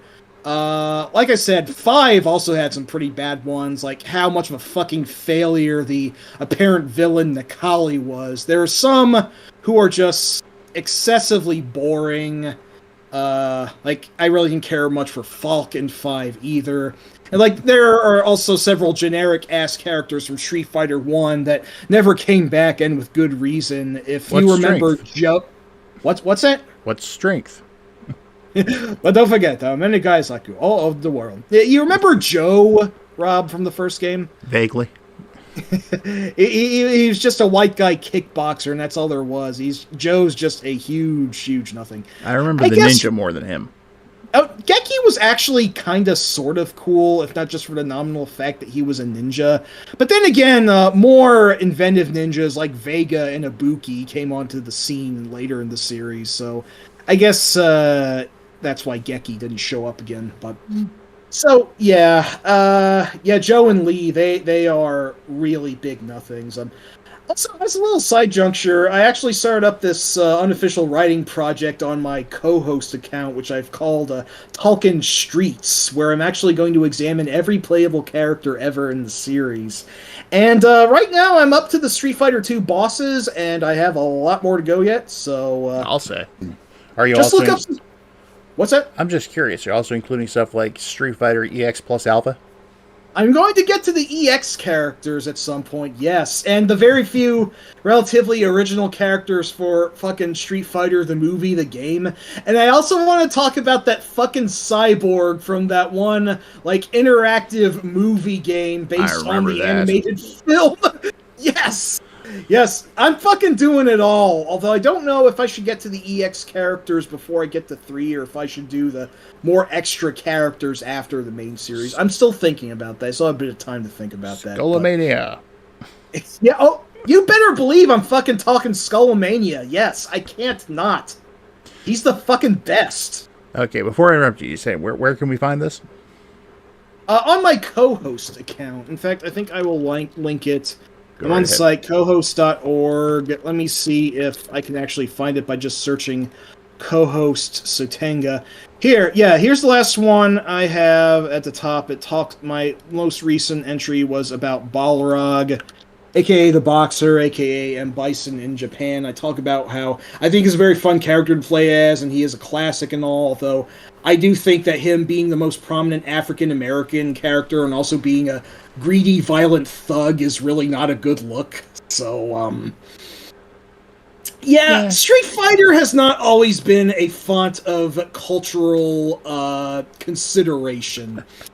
But Daddy's got a point. Batty, I would love to do a Talkin' Mega Man at some point, but we'll do something with that. We'll see. Well, what about all the Versus games too? X-Men versus Street Fighter. Okay. I'm going to have to stop there. Marvel versus Capcom. Halt. Wait. I am not much of a comics guy. Street Fighter 2010. Oh wow! You know what? I don't know if I should talk about Kevin Stryker or not. Well, as long as you're not calling him Ken. No, that was a weird and bad idea of localization. I don't know who shat that out. Well, here's the weird thing about that. In Japan, it's also called 2010 Street Fighter. The game stays in place. It's just like it had nothing to do with Street Fighter, but it was apparently I think every Capcom game ever is mostly in the same universe. Like their little winks and nods. There's probably a few exceptions, Yeah. but I like to think that's all relatively interconnected, like how the currency Zenny is used in many games. Yep. Because now you also got to talk about every character from Final Fight. And Actually, yeah, I am going to have a side for Final Fight. A lot of Final Fight characters, several of them, like, I don't know, like 8 or so, like, have actually been playable in the series. I'm not sure if I'm going to go to, like, Final Fight Revenge and talk about Elgato or whatever. I have an aside or two on Final Fight, though I do intend for that, but we'll see how far out my spin-off branch wedges. now let's not forget all the assist characters from Marvel vs. Capcom 2, which means you got to talk about Ghouls and Ghosts and Forgotten Worlds and Legendary Wings. I have to cut off the fucking arm at some point. I do like a lot of those games, but I mostly just want to focus on the games that have Street Fighter in the title and do not share same spotlight with Marvel Comics. Street At Fighter least versus not Tekken? yet. I might do like a Talkin' Tekken series at some point. Like I could go for like Talkin' Combat, Talkin' Talkin' what else do I have? Talkin' Kings. I don't know, the King of Fighters series. I don't know if this is going to become something more. I don't even know if I'll finish this project, but just a little side plug. If you're looking for bullshit fighting game lore, which is something I think about far, far, far fucking more than I should, check out my co-host account. I linked it in there. It might be some fun stuff, and it's something that I'm actually doing with an account that I mostly did dick with since I gotten it like a year or two ago, so... Yeah, Batty, you have unfortunately put a huge burden on me, and I hate you for that. No, I'm just kidding. But, but anyway, getting back to focus, yeah, no, I don't like Rufus all that much. I am glad that he was ditched in Street Fighter V, although as a consequence, they made longtime character Birdie a fat idiot and kind of made him Rufus 2.0 for some reason, which was also uncool. So, I don't know what's up with that. I hope there's not a fat idiot in 6 as well. If there is a fat character, make them cool. We can do that at least. Bob from Tekken and Gold Lewis from Guilty Gear are positive examples. And, hey, you can even say, Snarb actually mentioned this, but even, longtime character E. Honda, he's a pretty thick guy, but his fatness has never really been a source of humor about him. He eats a lot of Chanko Nabe, but, that's just what sumo wrestlers do, so... I will shut up now. That's enough. That's more than Rufus has ever deserved ever. I'm going to have a lot to say when I get to him in Talking Street, so... Okay, because I'm taking this next one. Please do. I need to fucking recover after that.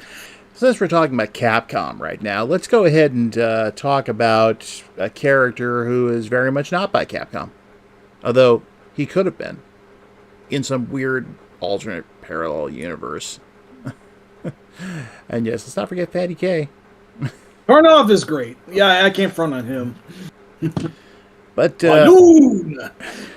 anyway, the character I'm talking about is none other than my favorite whipping boy ever, Strider Hinjo, star of Strider Returns: Journey from Darkness, and the very misnamed Strider 2, Roman numeral 2, not number 2.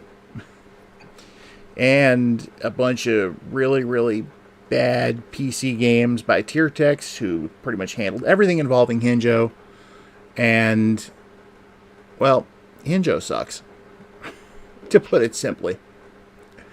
Yeah. He's everything Hiryu's not. He's exceedingly slow. He's got a lame sword, and he doesn't control a tenth as good as Hiryu does. And on top of that, the games are just very bland they put him in. Yeah, that's exactly the one, Batty.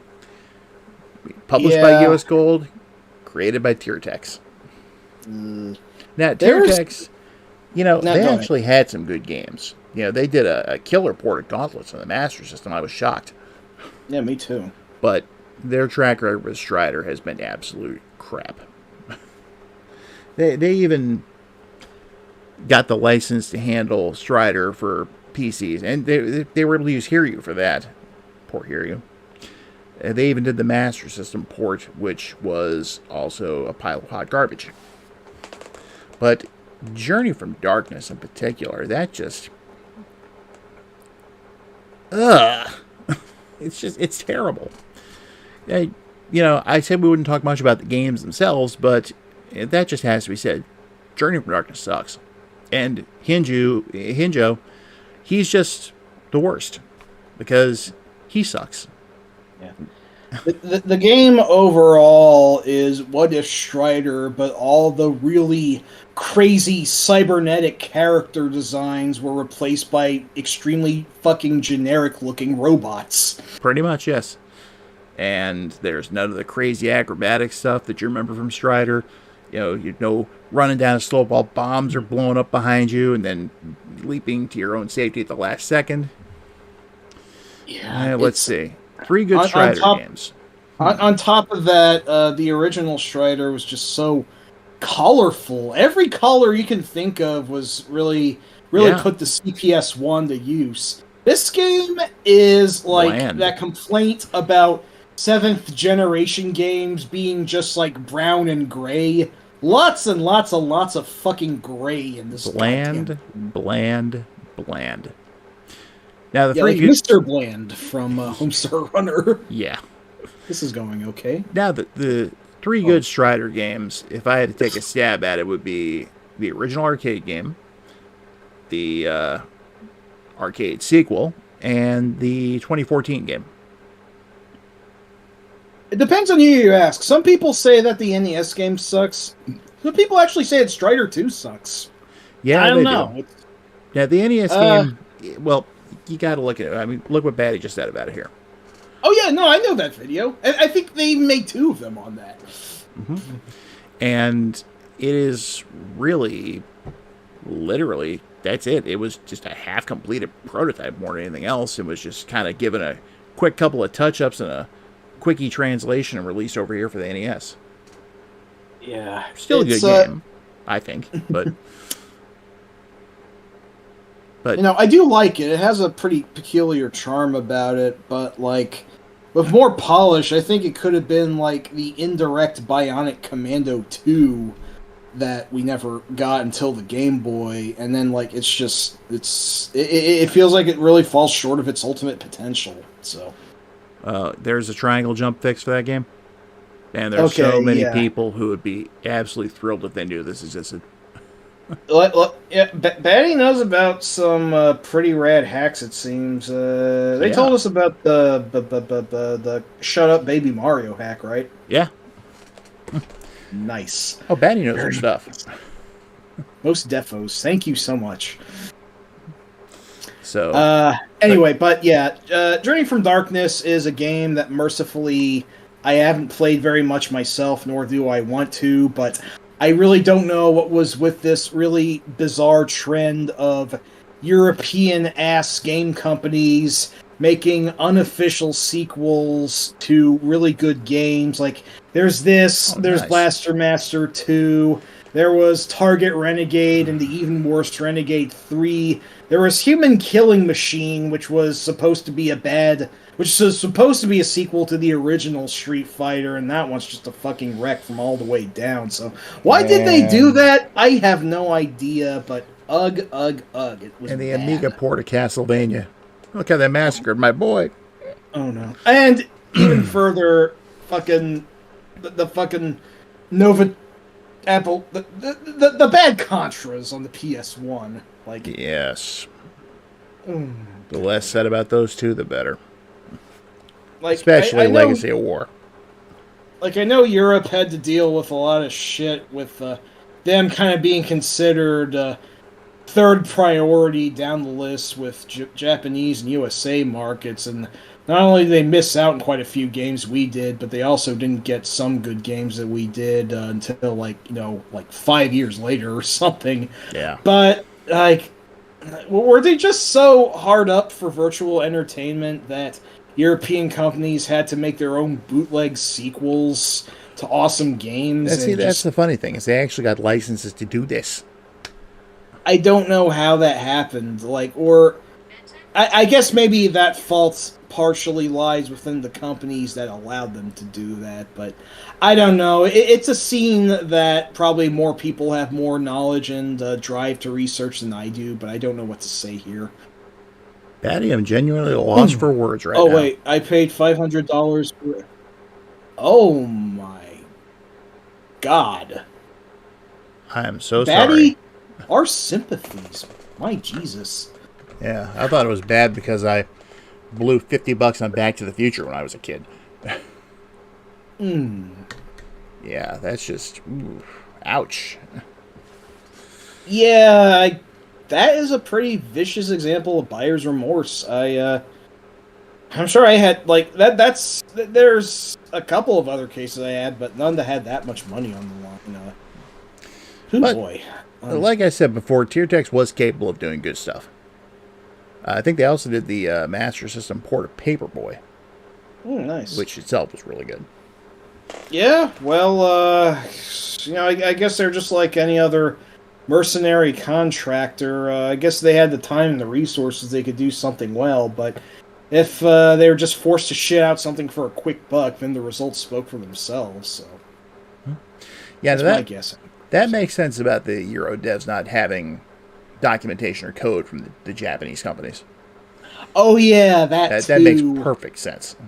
Right. They didn't really get any notes except just look at this and try to do it like this without actually giving them the actual, guts to work with. They had to make their own guts. Yeah, so. if you look at the Genesis Journey from Darkness, you can tell they basically just took the Hiryu sprite out of the Genesis Strider and recolored it. Batty! Holy shit! Hey, I'd rather play a Haunted Castle than Amiga Castlevania, I can tell you that. Where do you get this money? I'm kind of curious now. Okay, that's rude to ask about. Sorry. Yeah, Mike, shame on you. Yeah, I'll just give myself one of those. So. But yeah. So anyway, it's sort of generally pan out to the rest of the game. I really can't say much about Hinjo except like what people thought about Raiden in Metal Gear Solid 2. Hinjo actually is. That's the best comparison I can give you. Rumble on, Strider, dude. Jesus fucking Christ. And that fucking surfer lingo too. That's no, I hate it. Yeah. There are some things about the 90s that I hope stay in the 90s, so. Well, like I said, he's my favorite whipping boy for a reason. Just, being a member of the Strider Citadel and wanting to amuse people, I wrote those stories regarding him. Yeah. And, well, you actually even threw him a bone, if I'm not mistaken. Well, he was going to die in the end anyway. Yeah, so you might as well at least give him one moment of victory, although if I might lead to a transition point, this moment of victory was against someone even... Wait, should we get to them yet? Sorry, I don't want to command things on your behalf. Well, if you have an idea, go for it. Well, actually, maybe we shouldn't get to them first, because there's someone that's like them, but less bad, but still not great. Here, let me just take a look at your list here. Who haven't we covered yet? Well, I can tell you, out of... when it comes to 90s platformers, there's one I'd like to leave until the end, and I think you know which one that is, especially since I wrote it in all caps. So don't bring him up. Yeah, no, I gotcha. We'll stay away from that. No problem. We could talk about Captain Novolin. We could. In fact, yes. If you mentioned him now, let's fucking talk about Captain Novolin.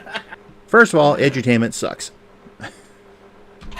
I'm sure it can be done well, it's just I don't know many good examples of it. If anyone wants to tell us what a good example of an edutainment game is, write in. But back in at least... hold it. Don't forget. This is why the VIS failed. The VIS. What's the... Oh yeah, no, that's that weird video fucking thing that, like... The one that had the bizarre promo with the CGI purple owl? Oh, what the... What were they thinking? Radio Shack was thinking it. whatever it was. And now they're out of business, so a fat fuck of good it did them. Yeah, they called the VIS the virtually impossible to sell. But that's the VITS. Yeah. But yeah, Captain Novolin would have fit in perfectly on that thing. Oh boy. I know you don't have much to say about him as I do, but do you have much to say about him? I watched a long play. I was not impressed. Nope. It's like, okay, so they want to go ahead and teach kids about diabetes, if you have it. It's like, who wants to play? Who wants to be reminded of this medical condition they have? And it's like, okay, I know a lot of people think kids are stupid. They're not. Some of them are, of course, just like there are some adults that are stupid, but I digress. But it's like, okay, if you have diabetes and you know this, there are certain things you're not supposed to eat. You don't always succeed, but, if you're conscientious at all, you try your best. And this game, this fucking game, I'm watching this, and it's a platformer, and it's like it's like Yume Penguin Monogatari in that sense. Everything you eat will kill you unless it's specifically something it's not supposed to. And what's weirder is that this food is anthropomorphic and will chase you. What? Go on, Mike, take over. I'm still just kind of baffled by the whole thing. Yeah, I mean, I'm sure that there is a fair way to depict a hero and or a superhero who has diabetes or a similar medical condition, and just a way, just take it for what's part of them, make it positive, or don't even really make it a thing, it just is, or whatever. I feel a little uncomfortable with this game being all about diabetes and just kind of centering around it. It feels a little bit condescending, I guess. Snarb just dropped the biggest bomb, I think, because I didn't even watch it that far. Oh, wow, yeah, I forgot about that. He was called, I don't know, Blubberman or something like that. Hang on. Wow, I forgot all fucking about that. I'm surprised they didn't just call him Fatty McFat. Yeah, what was his name? The supervillain Blubberman. That's... Blubberman. I forgot fucking about type 3 diabetes. Hey, welcome back, Jay. Oh, yeah, okay, so actually, here's a little point of logic. A point of order. Just think about this. If the world is being ravaged by evil, large boxes and cans of junk food, who thought that the hopes of the world should rest on the shoulders of the one man in that world that would be most fatally fucking affected by evil junk food? Yeah, right? It's like, say it was a Superman comic, it's like the world is being bombarded by kryptonite. Only Superman can stop it. That's exactly it! What the goddamn fuck? Were they even thinking about logic when they made this game? That's just so fucking stupid. Pentaro would have done a better job. Yeah, just you made Penguin Monogatari, that's also not a perfect font of cultural sensitivity, but it's still a damn fun game. This one is really not fun. Levels are just really flat. Your sprite is large. Controls are awkward. Your sprite is also very goofy looking. Don't forget that. Oh, yes, very goofy. You also get talked at by two doctors, and one of them looks kind of normal, but one of them looks like a real even creepier Joan Rivers. Wow. It's I just rest in peace, by the way. I just and also I think your only method of attack is jumping on things or jumping over things. I don't know if you can even really attack, and I haven't played it much. I don't want to. I don't see the point of doing so. It's just I don't know. What's going to be next? Paper Man, where you have to fight water? Or Hang on, let me try and think of something even stupider later. But, and yeah, I totally forgot about the villain being fucking Blubber, man. I mean, I just launched into my old depressive tirade about how I think Rufus really sucks for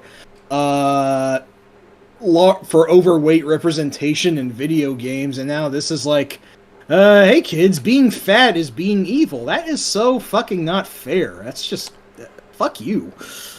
Yes, you have a point on that one, Batty. Yeah, it's a non-guitarist. Panko is. That's right. That's right. Now you have to deal with it. My my dear. I guess. Yeah, that was double standard and like crazy. It's a fucking weird game, but I do like it quite a bit. And like I said, yeah, no, it's actually a legit cute game. There's nothing cute about this one. It's just stupid, weird foobar. I don't know what, like that the whole Raya Systems thing. They also made, yeah, Raya Systems was this apparently educational company that made 3 more edutainment games: Bronchi, the Bronchiosaurus, Packy and Marlin, and Rex Ronan, Experimental Surgeon. Why do I think I'd rather play Microsurgeon on television? None of these games were good at all, but I think Captain Novolin is often considered the shit cream of the shit crop among those 4, so do not play this game, and Captain Novolin is not my hero. Again, as someone who has had to deal with diabetes since 2 years back, although I will say that I mostly have that under control, and I might be able to get off insulin entirely this year if I'm lucky, but... I unfortunately too have diabetes, but I will not be that lucky. I'm sorry, man. In concert with the liver issue I've got, my blood sugar can go nuts. Yeah, so... It's like, and on top of all that, you know, most doctors... I mean, the doctors that we dealt with, they've explained shit to us pretty well. I don't need a fucking video game to tell me what I should eat and how much doses I should have. Like, why is this game even fucking made? It doesn't even feel all that conducive. Like, if you want to learn about diabetes, then I don't think a video game is the best method to learn about diabetes. Especially when it's a bad one, because, you know, the kids, they want to see this so that they keep their diabetes under control or whatever, are going to hate the damn thing. Yeah, like, I'll say that maybe I would be eager to learn about diabetes if there was a game that played like Contra that would actually want me to get interested in it, but no. Our savior of the diabetic condition is Captain fucking Novolin, a super wad of a pathetic human being who, you know... makes me almost think that, I don't know, maybe like fucking Jared Leto's Morbius is probably slightly less terrible of a superhero. I don't know where I was going with that. My rage is just kind of leaking out here. I don't know. I'm just going to say, since Batty brought it up earlier, I'm kind of curious about Mickey's Space Adventure now. Wait, what was that now? Mickey's Space Adventure. Apparently, Mouse? Yeah, I'm guessing Mickey Mouse. But apparently it was an edutainment game. Oh. Mickey's Space Adventure. Huh. Let me see. Ooh. That sounds good, what Snarb just mentioned. Yeah, that does, actually. That's a pretty clever title, too. Oh, wow. I'm going to have to look this one up. That actually does sound pretty neat. Of course, now, if you want to actually play Fantastic Voyage, the video game, there's none other than Fantastic Voyage, the video game. For the Atari 2600. Well, I want to say that's been a premise in more than one video game, but the only one I can think of now is Space Quest 6, and that's apparently nobody's favorite Space Quest video game, so I don't know. Well, this is quite literally Fantastic Voyage. It officially licensed everything because it was put out by 20th Century Fox Games, who also wow. They also did MASH, they did Megaforce, and I remember the MASH one. I think my brother grew up with that one, like the Texas Instruments computer that he had. Love the MASH game on the 2600. It's great. And sometimes whenever he messed up a surgery, Hawkeye or whoever he was playing was, says a voice clip that's supposed to be, "I give up." But he always thought it sounded like, "I give butt." So that's pretty great. Since they don't do a lot of voices on the 2600, what you get is on top of the screen when it buzzes when you get, shove the shrapnel into the guy by accident. On top of the screen it reads, "Ferret face."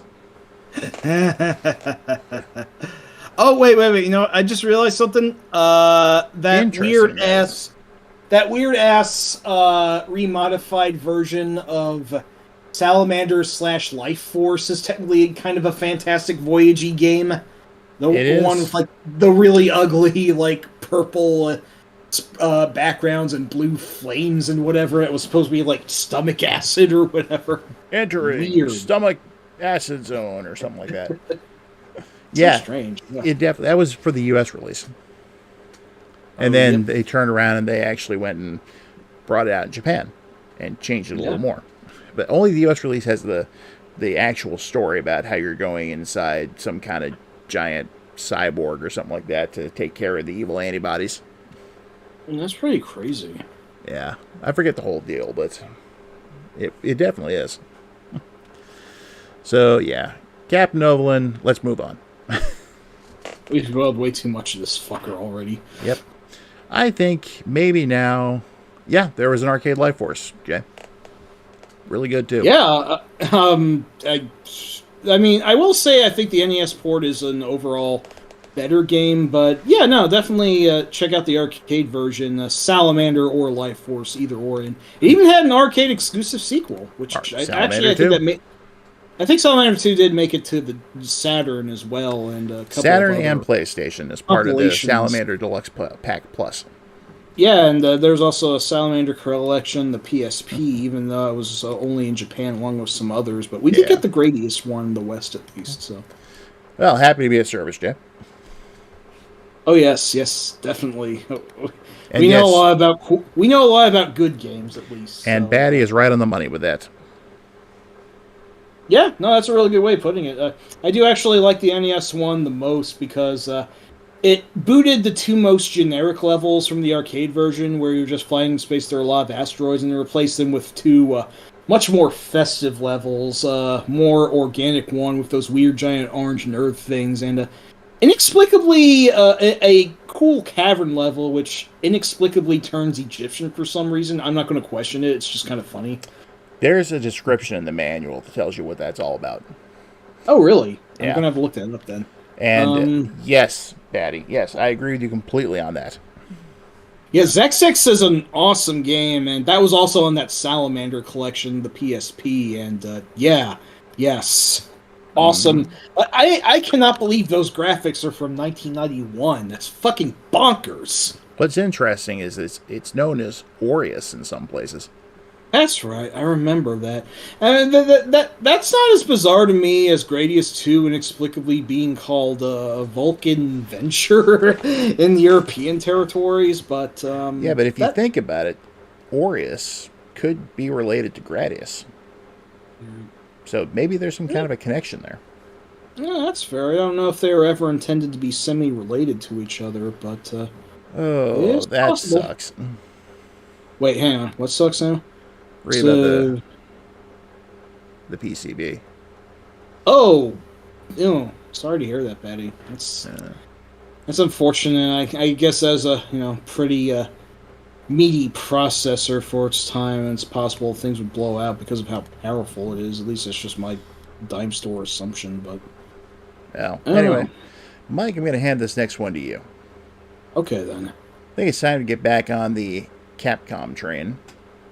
You say so, eh? Yes. So, why don't you go ahead and give us your thoughts on the reboot of Dante? Surprise! We're covering a game from the 2010s, and it's a game that's from my favorite whipping boy of all video gamedom, the fucking 7th generation. And brother, they don't get much more 7th gen than this fuck who's a fucking fuck, and I fucking think they fucking suck. Anyway, so... Like I said, he's working blues tonight. Oh yeah, incredibly. This is a semi-negative stream, so I thought it'd be a little swearier than usual, but...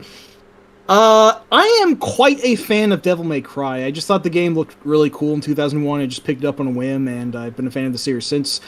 1 is a little bit old in some respects, but I still really like it. 3 is really good, if not really difficult. 4 is also good, if not maybe a little bit redundant. I think DMC 5, released recently, is actually the best in the series. That one's really goddamn good. DMC 2, let's not talk about that one, but...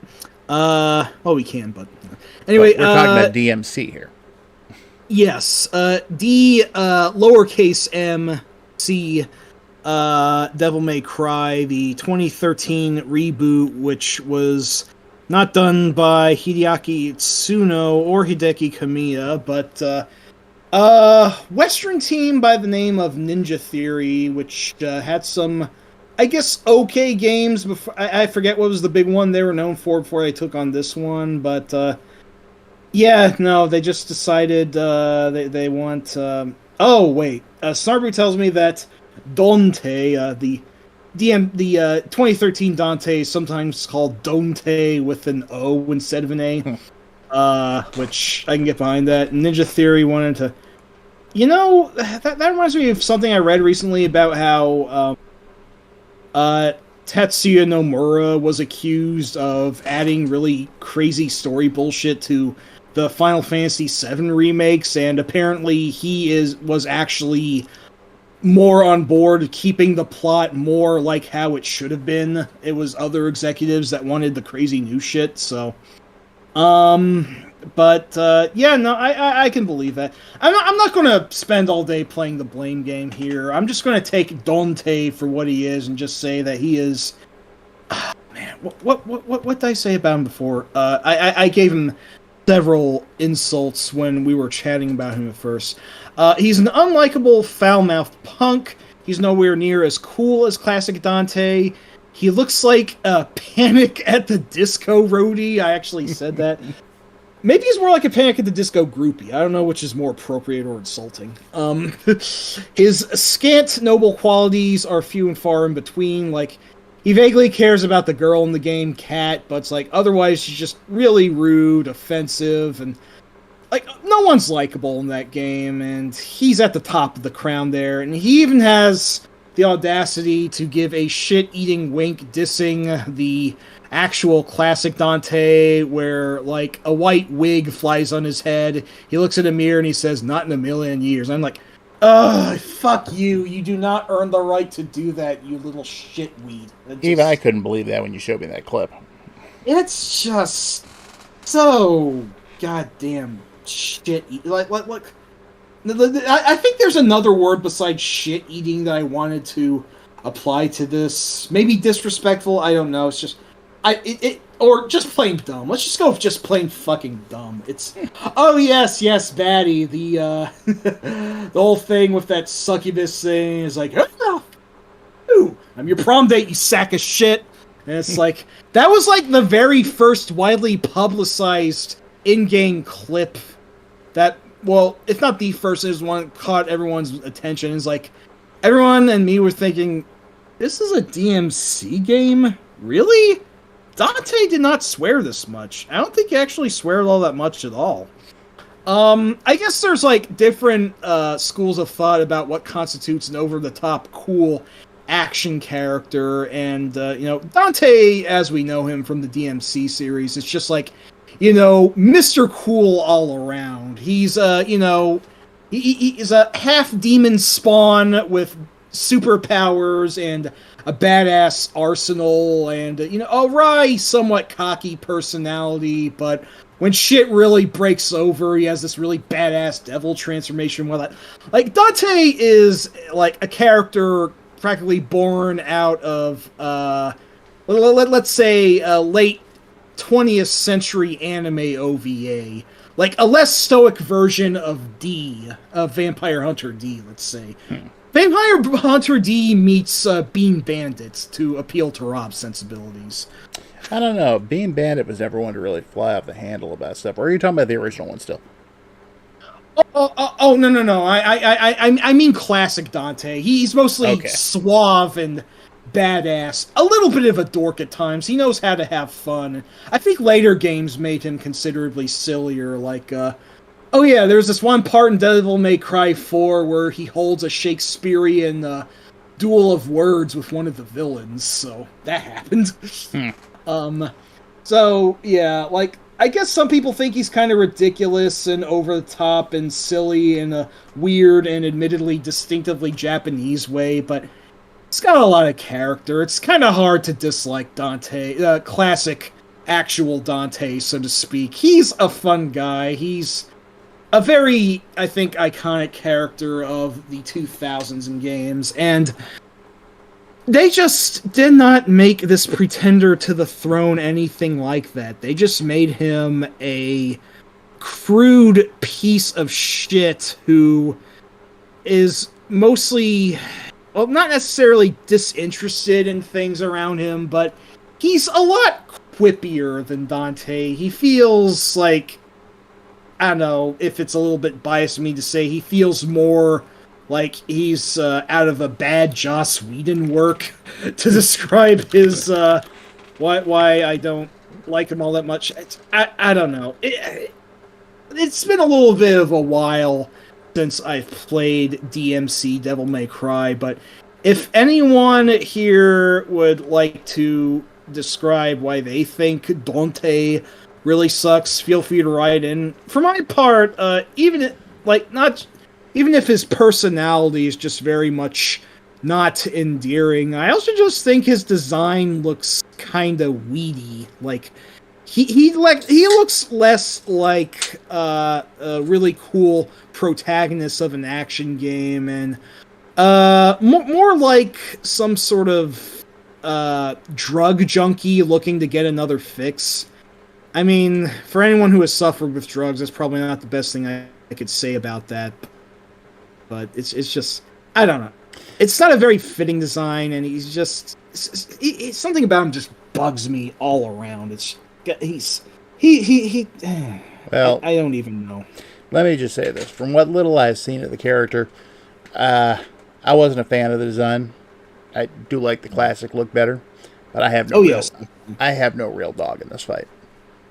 That's understandable. That and Devil May not actually cry. Yeah. So well, I will say this at least. Well, I think the character's kind of a zero. I do actually think the game itself is not bad. It does have a pretty cool visual design with all these with this shifting city and all these wrecked buildings just shape shifting around you, and it does have some pretty neat parts. I don't know whether the part where you literally fight the giant demon head of Bill O'Reilly is awesome or fucking stupid. I just want to see how Dyer reacts to that. I have no words. Well, the character's name is Bob Barbas, but it's very blatantly obvious who he was based off of. Wow. Yeah, you literally fight Fox News, and it's like, I'm all for satire, but this is about as subtle as a barbed wire sledgehammer to the face. What do I even say about that? I don't know. It's a game that I think had potential. I think it plays well, actually. Maybe not as refined as proper DMC. I think it has decent ideas. I just think that just about everyone is unlikable in it, and it feels like it should have been better than it was. But I at least think the reboot is a better game than the extremely bland and very easy and boring Devil May Cry 2. That one suffered from a lot of development janglies, from what I understand. I'm sure there's a school of thought. There's a lot of debate on whether DMC 2 or DMC 2013 was worse. There's debate on whether Temple or Crystal Skull is the weakest indie film, depending on who you ask. But if I was to actually put it into more terms that I would understand video game wise, yeah, I would have to compare this to Bionic Commando 2009. Oh, that's a really, really good comparison point. That's right. Yeah, With the, fun game. The swinging stuff is great. What the hell was up with that redesign in that story? I mean, I think getting Mike Patton to voice Spencer was a pretty rad get, but like, Thank you, Snark. yeah, but like the really Bionic Wife. God, fuckity fuck. Hey, And, what and wasn't I talking about? There was. Oh yeah, right. Castlevania: Lament of Innocence. That's right. I just Cohormant. Oh yeah. And they made spoilers. They made Super Joe evil. That sucked. That was just so fucking unnecessary. bad. The game really should have ended at the boss fight with Groder, and I think I would have kept like 3 or 4 letter grades. I would have ended up calling it a B instead of a C minus, but that conclusion was just balls. Balls in the sense of balls. That's one way to put it. Stephen Fry, if I may. Yeah, no, that Kind of was, wasn't it? Okay, anyway. I don't know how much of that was Grin's fault and how much of that was Crapcom shoving it, but it was just a mess. Anyway, but yeah, so DMC, not a bad game, but Dante is a fucking twig, and I hate him. Alright, so before we get into our final 5, I want to do something a little different right now. Okay. We have selected, let's see, 8 names. We're going to put up to a poll here. This would be for the title of World's Dumbest Video Game Character Name.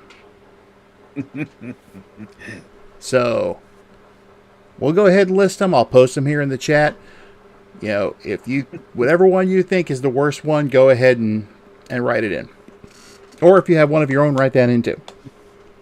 I do think one of these names is more hilarious and inexplicable than stupid, but I had to include it anyway because, well, you'll see. All right. If you can guess the one I'm thinking of, so. All right, first one up is a character that goes by the name of Wink Bawfield. That would be our banjo-playing hillbilly from Phalanx. Ostensibly. Well, that's the name of the pilot in the game. He may have also been the banjo guy. Funny enough, there was actually this surprisingly nice comic that said that, he is the former pilot of the Phalanx, and, like, you know, he retired, but he kept the old machine for himself. Like, oh my god, he actually made something soulful out of this. How the fuck? Yep. Our next subject is from everyone's favorite Castlevania clone. That would be Ferdinand Social from Master of Darkness. Great damn game. I really like it a lot, but it's, Dr. Social is not someone I would trust as much as Simon Belmont or even Eric Lacard. Right, I fucking spaced his name a bit. But now, speaking of great games, here's one that the name makes no damn sense, but it's from a fantastic game. That would be Jad the Taff from Elevator Action Returns. Yeah, that was the one that I love this name, but like, what does it even mean? What is a taff? I think of Taffer, which was an insult from the Thief series, but that's like, why is he the? Like, is it supposed to be like Detaff or something like DE or like it's so inexplicable. I don't know. I mean, Cart Bradfield and Edie Burritt are also kind of goofy names, but this just takes the biscuit. Mm-hmm. Oh yes, and his gun is the Desert Eagle. I like the bootleg pistols that they have also. All right, our next one is from the Contra 3 wannabe on the Super NES, Time Slip.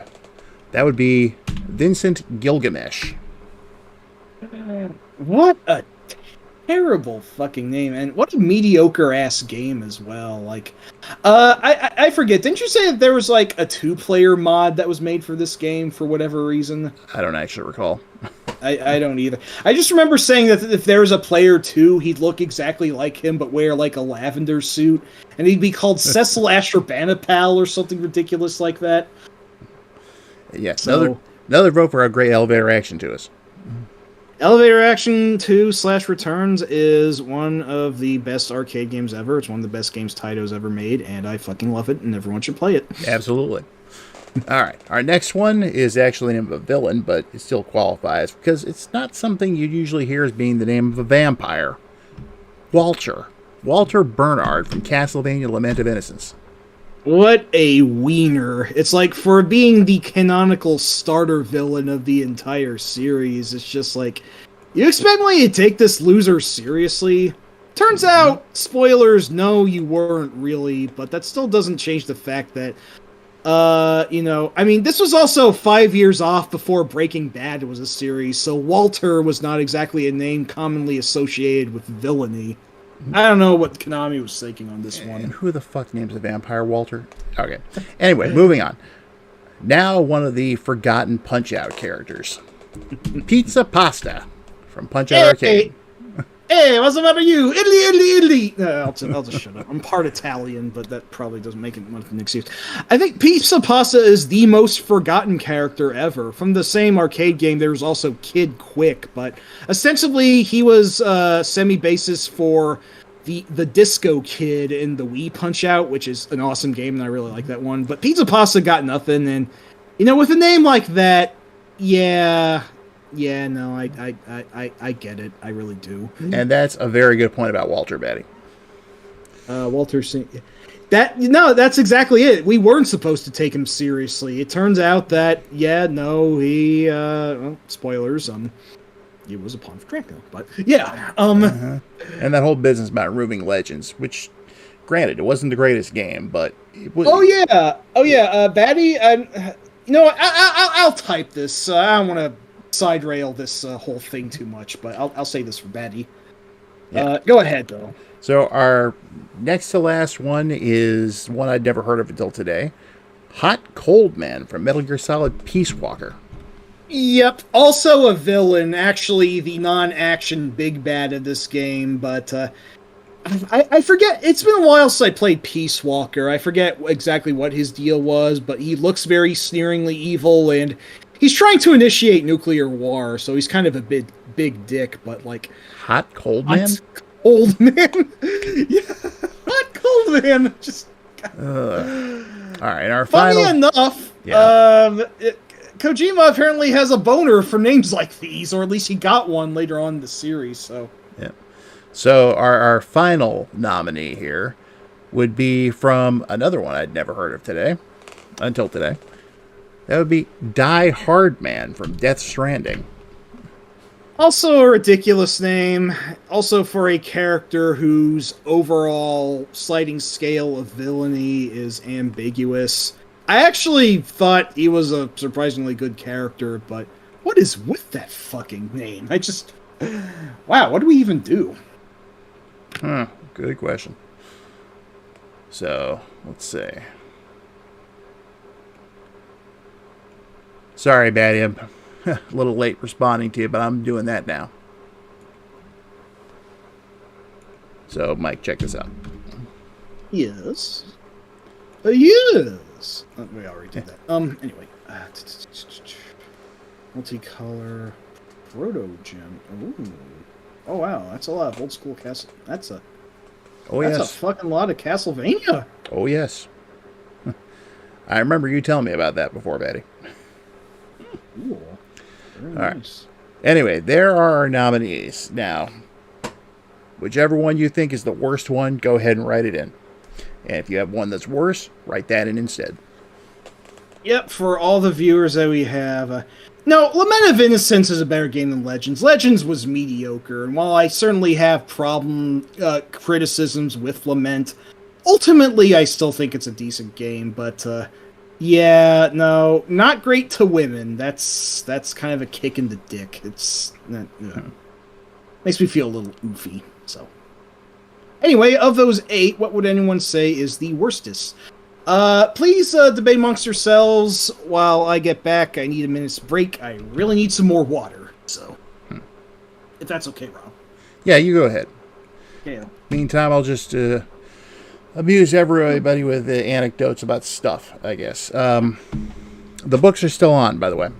Yeah, still working on that Kickstarter to cover the publishing costs, like I said before. And we're getting closer to being done. The publisher's focusing on a couple other Kickstarters she's got right now, but mine is still in the works.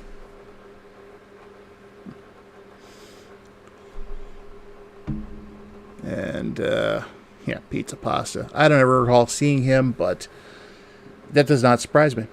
Not one bit. And for the record, yes, I also think the Lament Events is played better than Legends. Legends was just... I remember buying that when it came out. And it's like, alright, well, Belmont's Revenge was great, so this has got to be better, right? How wrong I was.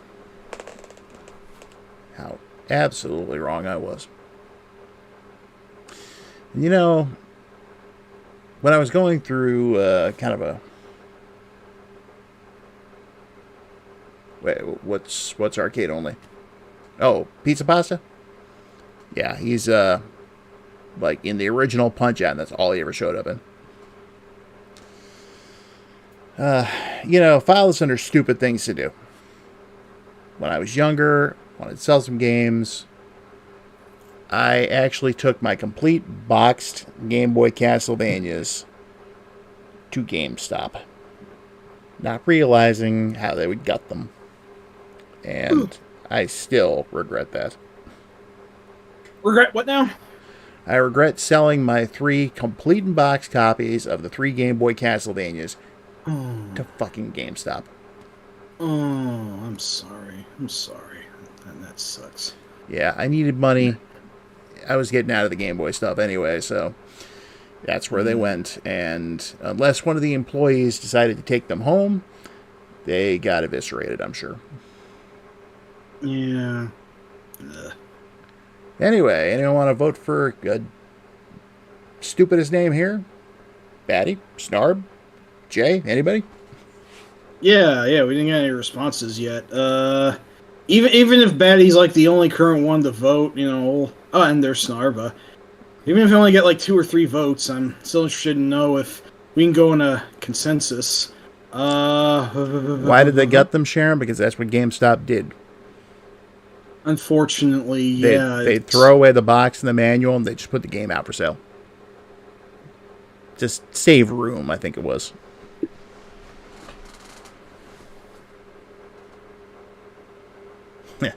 That's 1 for Pizza Pasta. Yeah, it's bad. It's very bad. Oh, come on, Snarb. Pick one. You can also least. write one in yourself, Snarb. Keep Actually, yeah. Write one in if you can think of a worse one. Yes.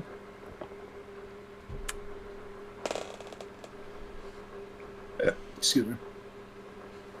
I'm trying to think if there's anyone. I'm trying to think if there's actually a worse name from Punch-Out. Oh shoot. Well, don't worry about it then. These things happen. $8. I want my $8 back.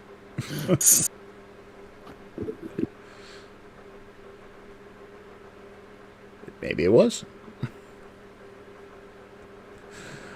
Oh boy. Mario, huh? Dogs Bauer? Yes, Dogs Bauer, the deuteragonist of Blue Stinger. That's shows you how much Blue Stinger I played. None.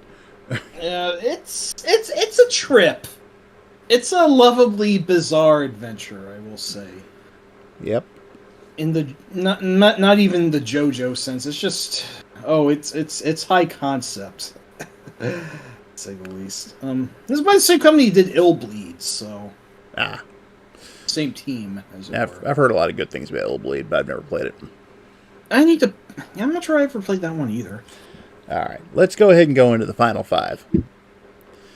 So, Mike, I think I want to, since 4 of the last 5 are kind of tangentially related, I want to go ahead and hand off the one who's not to you right now. One who's been dubbed the worst video game character ever. Just try and rein it in. Okay. Well, we're going back to the 7th gen for this one, and in fact, we're going to the same year. I'm starting to wonder if 2013 is the worst year ever for video games, at least in my mind. But, Yes, no, Dogs Bauer did have a sumo T-shirt. That is true. Never expected that. It's a whack-ass game. But anyway, feel free to introduce this goddamn son of a bitch. This is a character I've only heard about because I don't think I've ever played the game. That would be Trevor Phillips. From what GTA game is he from? 5. He's one of the 3 playable protagonists of, like, we should have said video game protagonists instead of video game heroes, because Trevor really is not a hero. I don't even think anti-hero qualifies for him. He's just a straight-up god-fucking villain. And, there's a possibility I actually did play it thanks to Patrick, but I remember very little about it. If I did. Alright. Or maybe it was 4. I don't recall. Man, where do I even go with this? Well, for starters, I know that the only GTA game that really clicked with you is Vice City. Yes. And if not just for nostalgia, Vice City is still my personal favorite of the series. I think it hit just the right balance of, like, overall design and, like, accessibility and fun that a GTA game could generate. And boy, I really like riding around the motorcycles in that one. I actually like driving around listening to 80s music. That's just great. Yes, that's exactly it. That's, you don't even need to just, like, run a lot of people over. Just drive and jam out to Thomas Dolby's Hyperactive. That's my idea of a good time. Exactly. But, yeah, it's like, it felt like Vice City just hit the right spot for me, and, like, okay, nostalgia points because it was the very first GTA I've ever played, so maybe, there's a little bit too much of a nostalgic basis in that, I'll grant, but I just think that future GTAs added too much. First off, I'll say that I only played GTA 3 after I played Vice City, and that one felt like a real mechanical step back. The fact that there weren't any motorcycles was like, oh man. Probably because it came out before Vice City? Yeah, I mean, it's probably a bad idea that I didn't start in GTA 3 instead, but that's just kind of how things worked out in my end. Anyway, rather than focusing on all the other GTAs, let's just go right to Trevor. What's his deal? His deal is that ostensibly he was created to reflect the stereotype everyone has about GTA fans, that they're all unhinged, psychotic murderers who are just pure id. They only do what they do because they do it. It's like he's just a constant career criminal, complete piece of shit lowlife who doesn't really have any friends, just has like a couple of business partners, and like he is contentious with everyone. Like his old partner Michael, one of the other main characters, more or less ditched him when he got out of the crime life because he's just a completely terrible person that, like, is just, I get it. This is the character that Rockstar obviously consulted with Jack Thompson on. I don't know, maybe this was somewhat reactionary due to the whole thing about Thompson dogging Vice City and San Andreas and 4 and whatever. I don't know, but like, how do I get to the real root of why I hate Trevor so much? I think the game 90% portrays him as an irredeemable and total piece of shit, who admittedly does have some pretty funny moments just because his off-the-rails personality gives him some, for what they are worth, good lines, but end of the day, he's just a complete psychopath who exists mostly to... Wait, hang on, am I still there? Yeah, you're still there. Okay, sorry, my internet looked like it pooped up a bit. It's just my browser, it seems to be acting up. Bastard. Sounds like he has no redeeming qualities whatsoever. No, he really doesn't. He just murders whoever he wants because they annoy him. He wakes up on a beach almost completely naked, covered in blood because I don't know why. There's one extremely controversial main story mission known as By the Book, where he actually has to torture a prisoner to get information about a mission that the FBI is forcing him to do. And it is graphic and disturbing for the sake of shock value, in my opinion. And then, this is the thing that really gets me. After the torture mission is over, he's asked to take the informant away and kill him. He doesn't do that instead. He instead drives off with the informant and goes on a rant about how he thinks torture is an extremely ineffective method of getting information. And then he brings the guy to an airport and tells him, go, leave, I'm not going to kill you, just get out of here. And don't make him fucking sympathetic, you wieners! You fucking don't do that! If you're going to make him 100% evil, commit to it! I don't want to feel any sympathy for this dickweed. It's so disingenuous. Don't give him any redeeming qualities. Don't try to. He later kills the cousin of one of his business associates and then tells him to go nuts at a strip club just so he doesn't find out. You think, is this supposed to be funny? Is this supposed to be amusing to you at all? It's just terrible fucking writing of a complete fucking wastoid who I would prefer the canon ending, one of the canon endings where you can actually kill him, except the game makes you feel like a piece of shit if you don't go for the golden ending where all three of the protagonists lives. Folks, I'd just like to say you've just participated in the happening. This has been a trademark Mike rant. It really is, yes. I wish I had even worse words to say about it, but I can only think of, like, what's like an even worse word for a low life? Like degenerate, reprobate, whatever have you. Actually, yes, reprobate. I like that. What's a synonym? Even fever. How is the old reprobate? Yes, a good for nothing. No, I need worse. Utter tool. Yeah, tool's pretty good.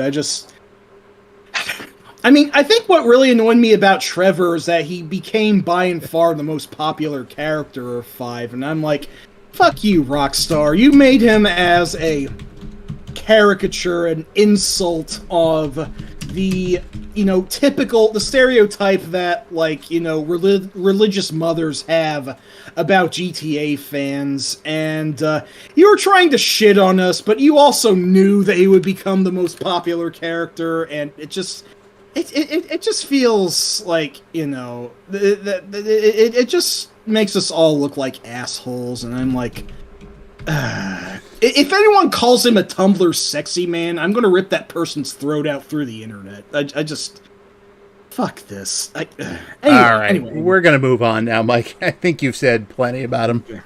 I will say at least that his actor, Stephen Ogg, really gave the performance of a lifetime, and I don't begrudge Mr. Ogg for putting his all into it. If anything, I respect making such a loathsome character, but I just think that...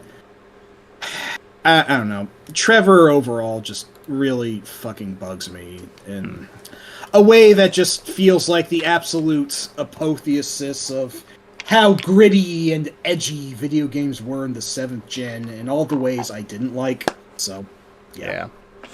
All right. So we're down to the last 4. And they do have kind of a theme here, a common theme. But we can almost trace it back to one character in particular. Give me just 1 second here.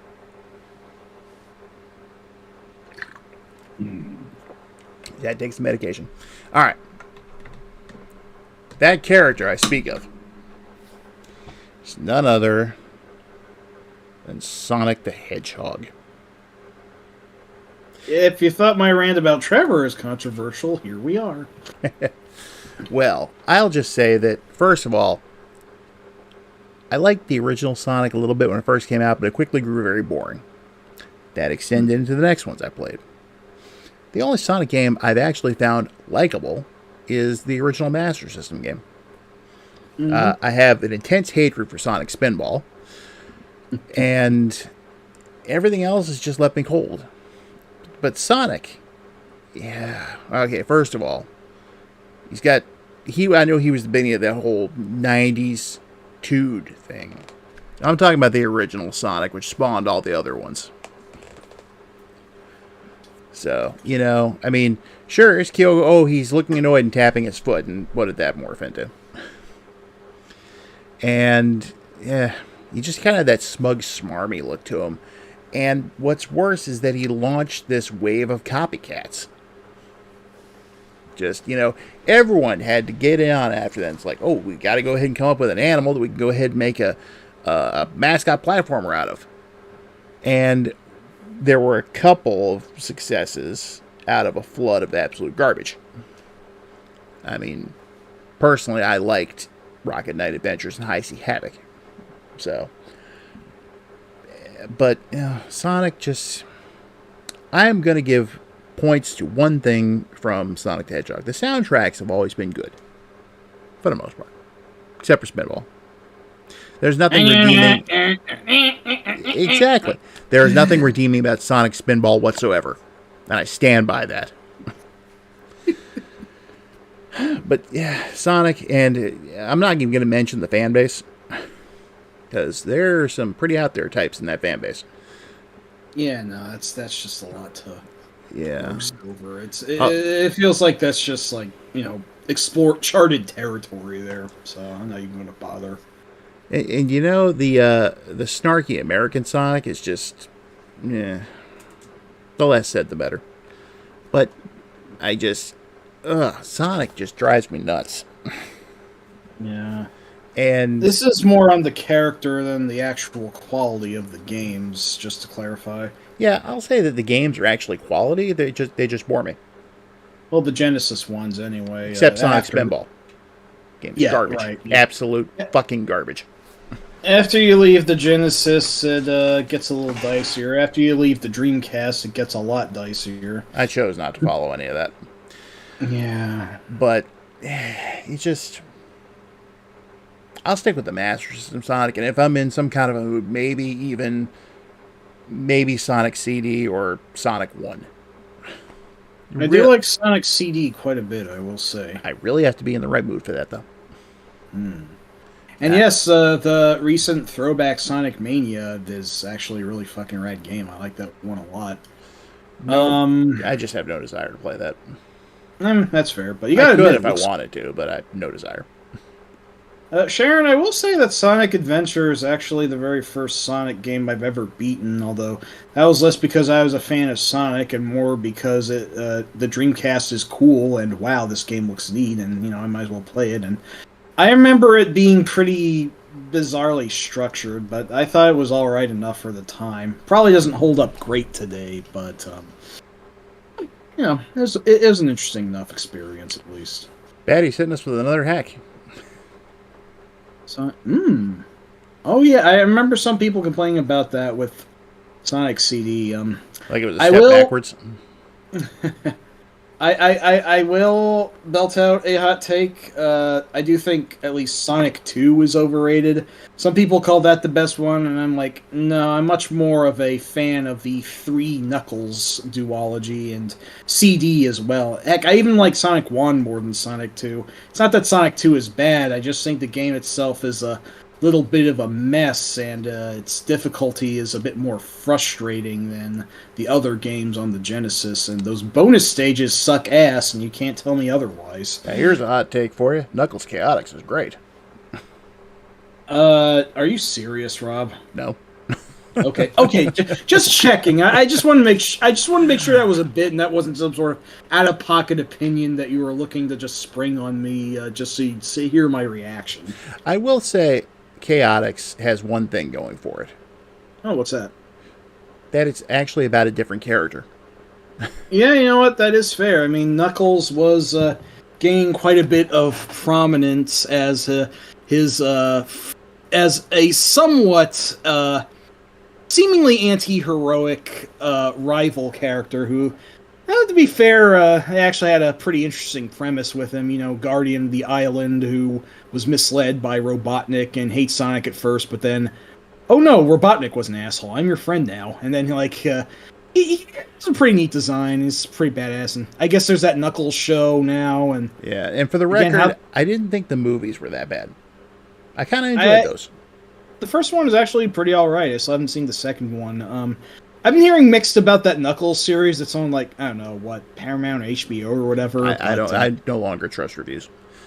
Yeah, that's fair. So. That is completely fair. And I remember reading about the spin dash hack for Sonic 1. Oh, yeah, no, I remember reading about that as well. I mostly like Sonic 1, except the Labyrinth Zone can eat my ass, but I think that's everyone's opinion on it, so... Wasn't it you who was playing that live once when it happened? I lost my very last life to the final boss, and I just kind of broke on stream. I was thinking... If that's what you're...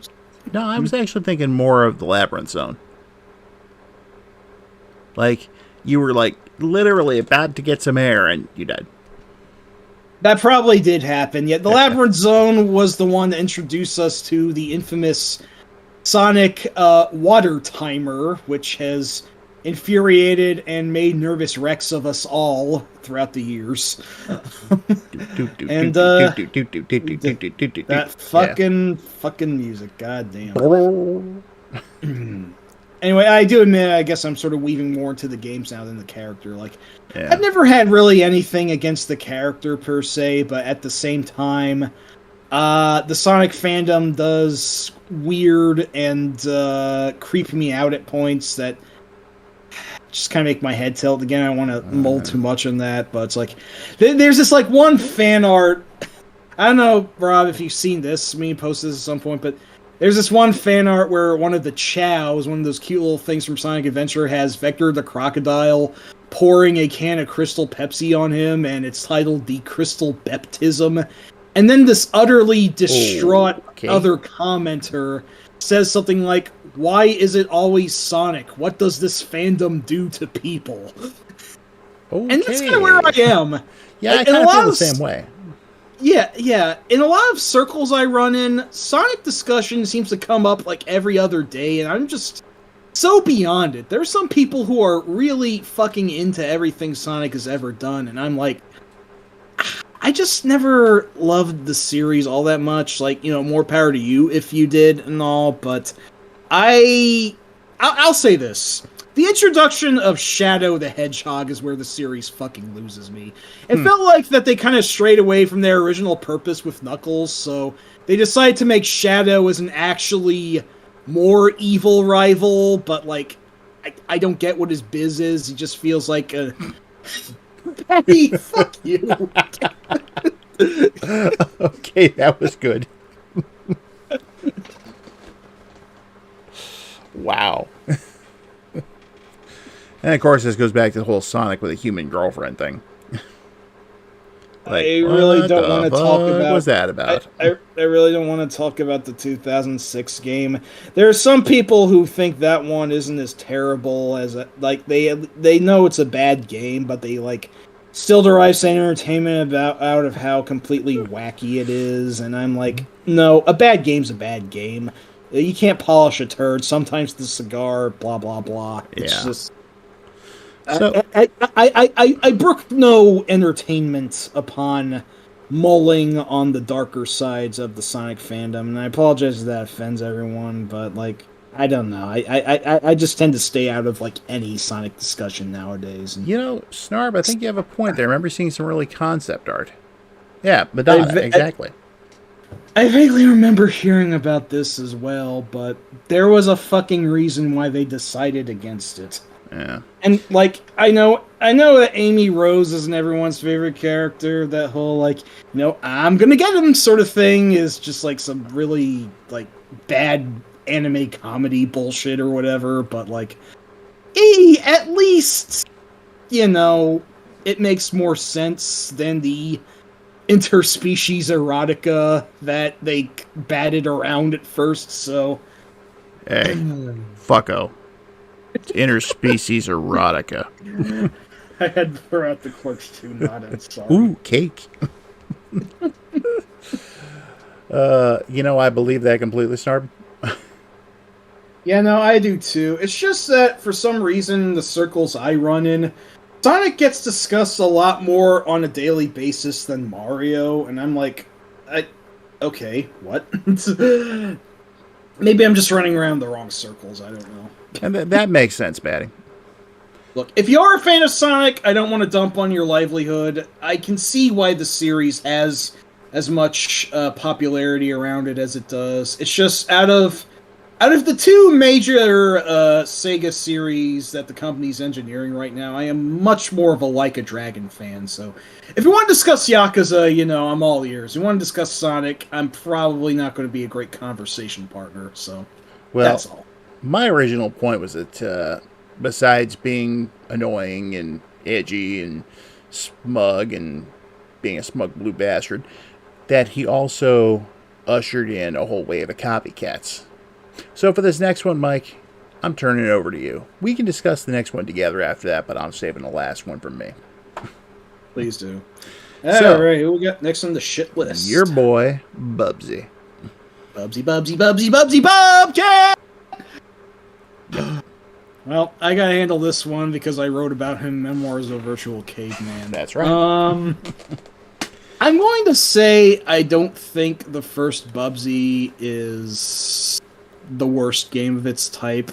It is not a very good one, don't get me wrong, but I have a very odd soft spot for it now, to the extent that a few years ago I was actually motivated to beat it in earnest, and it gets pretty rough in those later levels, but you're given even though you technically have limited continues, you're given a password every 3 levels. So what could possibly go wrong? These Wheels of Doom. More like a bridge too short. Yeah, see, Snarb, this is what we need to talk about the character here. Exactly. The game is a little bit of a weird mess, but I think it's still oddly fun. Like, it could have been worse. Bubsy himself, though, as a character, it felt like they took all the wrong lessons from Sonic, and whatever smarminess that Sonic had, they dialed Bubsy's smarm up to 11. He's just... He felt like a character created by committee. Like a Poochie. That's a great way of putting it. In fact, that probably is half of his reason for being. I feel like... Crap, I forget the name of his original designer. I know he passed away recently, unfortunately. But, yeah, Batty, that's a good assessment. Sharon, Sharon, you're right. Bubsy did skid around everywhere. The physics in that game were really loose. Frankly, I'm surprised they didn't give him a Shmira server. It's like, I don't know why you always had to hold onto a button so that he wouldn't die from fall damage instead of, making him immune to fall damage by default. I always found that fucking weird. But, but yeah, Batty's right. What I remember people hating about Bubsy was the hype. Every game magazine was full of advertising about his game, and when it came out, it was fine. That's kind of what I went into on the write-up I gave to Memoirs of the Virtual Caveman, which is now going to be in Rob's companion book, Digital Archaeology, if I may plug that. Yes, you may. And also, just to clarify here, Sharon is not speaking of me. She's speaking about our late brother, Ryan. Yeah. So, yeah, I honestly didn't know he was that into Bubsy. I really thought he was mainly into RPGs and strategy games, but hey, to each their own. Yeah, I mean, the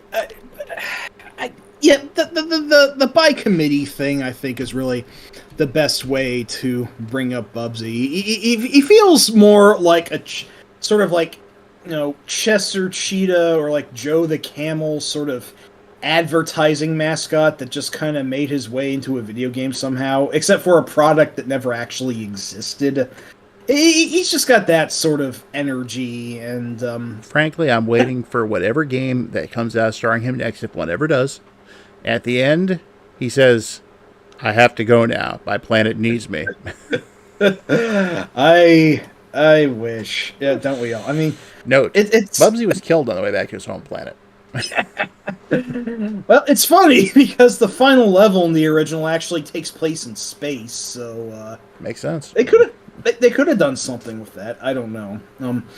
Oh, anyway, yeah, I think the first Bubsy's an alright game, but the character himself just kind of strikes me as a smarmy dickweed, and for the ill-fated animated series pilot, thankfully it was not a series, it was just a one and done. Apparently, I never actually saw that, but Bubsy is a huge dick in that series. I think the pilot is just like 25 minutes of him being horrible to his timid armadillo friend, if I'm not mistaken. And, shit, wasn't that Rob Paulson who voiced him? Might have been. I want to see. Hey, who was the actor? Shh. Frankly. Yes, that was indeed Rob Paulson, and not the best use of Yakko Warner, if you ask me. Like, man, I don't think I've ever. Maybe I saw a bit of the pilot once, but just. All I know is I can see how the meeting went when they were trying to decide his name. They'll give him a name like, I don't know, Bubsy, but more proactive. Bubsy good with you? Bubsy. He really was Poochie before Poochie, to say the least. And there was a Battletoads pilot baddie. I only vaguely remember this, if at all. So do I. A very vague memory of that. But yeah, Sharon, I do kind of like Bubsy, the character, in a sort of shit-eatingly ironic way. And, like, there have been worse than him. Like, everything about him is just... Oh, we're going to get to worse shortly. Oh, yeah, we will. Bubsy himself, I guess, is just fine. I just think if he was supposed to be a humorous character, I'm not really laughing. But the first game is decent. Every attempt to make a sequel to Bubsy has sucked, though. Something about Bubsy 2 just felt off all the way down. It felt like the relative experimental nature of the first game was just now structured into something a lot blander. And Fractured Furry Tales I never played. I have no desire to. And Bubsy 3D is apparently one of the worst games ever, and then they attempted to revive Bubsy like twice, and both of those games were apparently mediocre. I don't know why apparently ironic shit can get you back into the public eye, which frankly I think is a poor way of going about things, but this is the culture we live in now, so I don't fucking know. Also, Sharon, I was riffing on a Simpsons episode with that. Yeah, with the whole name thing. Yeah, Itchy and Scratchy and Pussy, classic episode, seen as some as kind of an indication that the Golden Era was on its way out, but that's a whole discussion when are they going to get to the fireworks factory?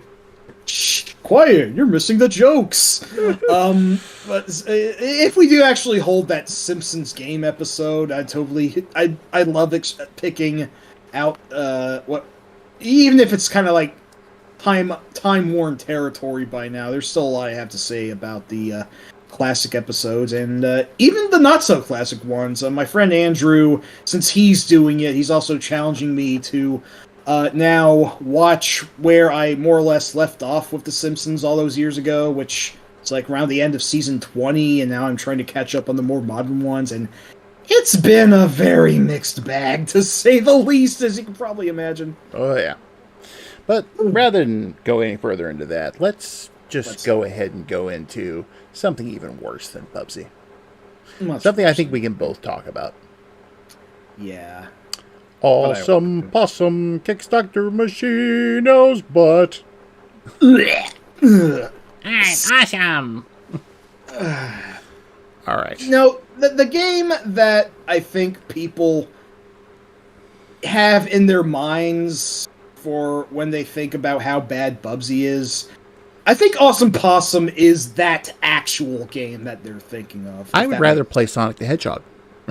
Yeah, no, I would rather play Bubsy. I would rather play what was one of the other bad mascots we mentioned? If that guy from GTA 5? No, yeah, okay, bad example. Okay, so Bubsy is tolerable. Awesome Possum just fucking sucks ass. Oh my god. As a character, he's super annoying. He's like triple annoying. Yeah. And, I mean, the whole environmental shtick, yes, it's a good idea to try and take care of our environment. But, man, some of the junk they did in that game, like, what was that one riddle? Like, how many giant sequoia trees does equal the weight of a blue whale or something like that? Or maybe I got it in reverse. It was just like, who needs to know this? Why does anyone need to know this? I forget. Did you not get any reward whether or not you beat those stupid quizzes? I think the Council of Animals, or whatever the hell it was, thought you were awesome. Well, whoopee fucking ding. Now give me $1,000, you dicks. Now, okay, the character itself, super annoying. Awesome Possum is one of the most legitimately annoying characters in the history of gaming. Oh, yes. And that could be forgiven if it actually controlled well. But it doesn't. Now, the thing of it is, on top of the possum in question being an obnoxious snot, the game itself controls like ass, and its frame rate is extremely choppy. Like, oh, yes. It's bad. There are legitimate reasons I do not like this game. It's just, it's really that bad.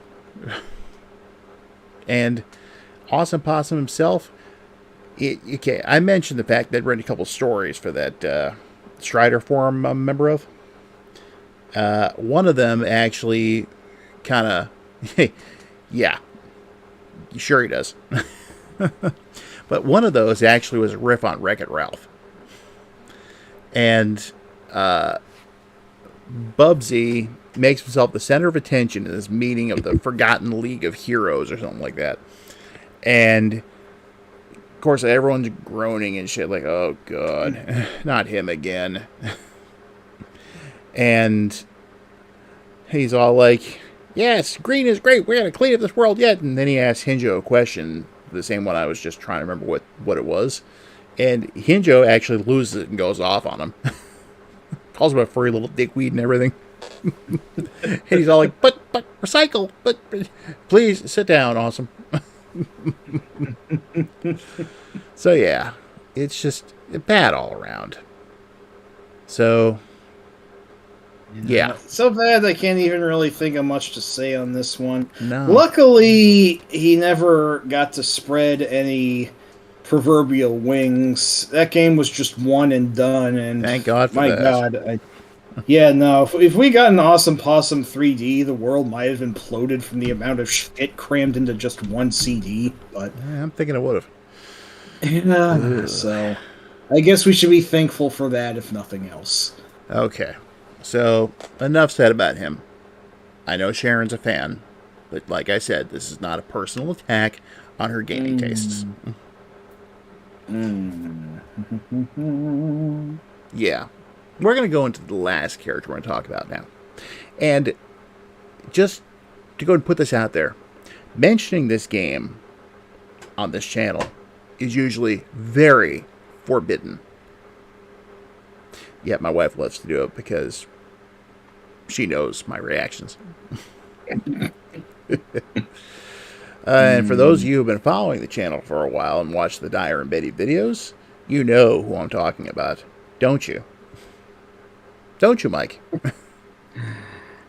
I do, but you said this guy was yours, yeah. so I'm just going to sidestep everything wrong about the 90s wrapped up in one stupid package. One stupid, gross, disgusting package. With a completely unappealing, unlikable hero. And it's just... I would believe that the game was parody, but I don't really think it is. Booger Man. Fucking Booger Man. And where's Mazin when you need him? I don't know. Look, I don't mind Bathroom Hero. Okay? It's funny in small doses. When you build an entire game around it, that's when it's just like, okay. This is also why I'm not really a fan of games like Toilet Kids. Yeah, no, that one was really bad. Yeah, I mean,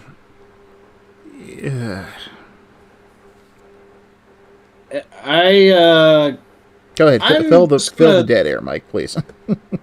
I was gonna say I was just gonna sidestep away and let you aim your anti-material rifle at his big chinned face. But if you want me to try and interject some commentary into this public torture session, um, I don't have a hell of a lot of thoughts on him myself, except I guess I beat the first world. This is once something or twice. 4-year-olds would find entertaining, okay? I'm going to admit I do like the first stage music on the Genesis version. It's kind of a hot bop. That's due to the very talented Matt Furness, composer and arranger, Now, I actually think giving it. that falls under the Fallen effect. Yeah, I'll definitely give you that. Furness does have quite a bit of Fallen-y points under his belt. Very underrated composer, but like the game itself just kind of has that sort of semi, loose gameplay structure. Like poke around and see whatever secrets you can find or whatever. It's maybe a little kind of more in line with, I guess, Earthworm Jim, but maybe a little more freeform. And I know you said you weren't a huge fan of Earthworm Jim, so No, that not kind at of all. goes hand in hand. Snarb, that's a lie, and you know it. It is not a cromulent game. Then again, you're a fan of Shakan, too, so. Yeah, I mean,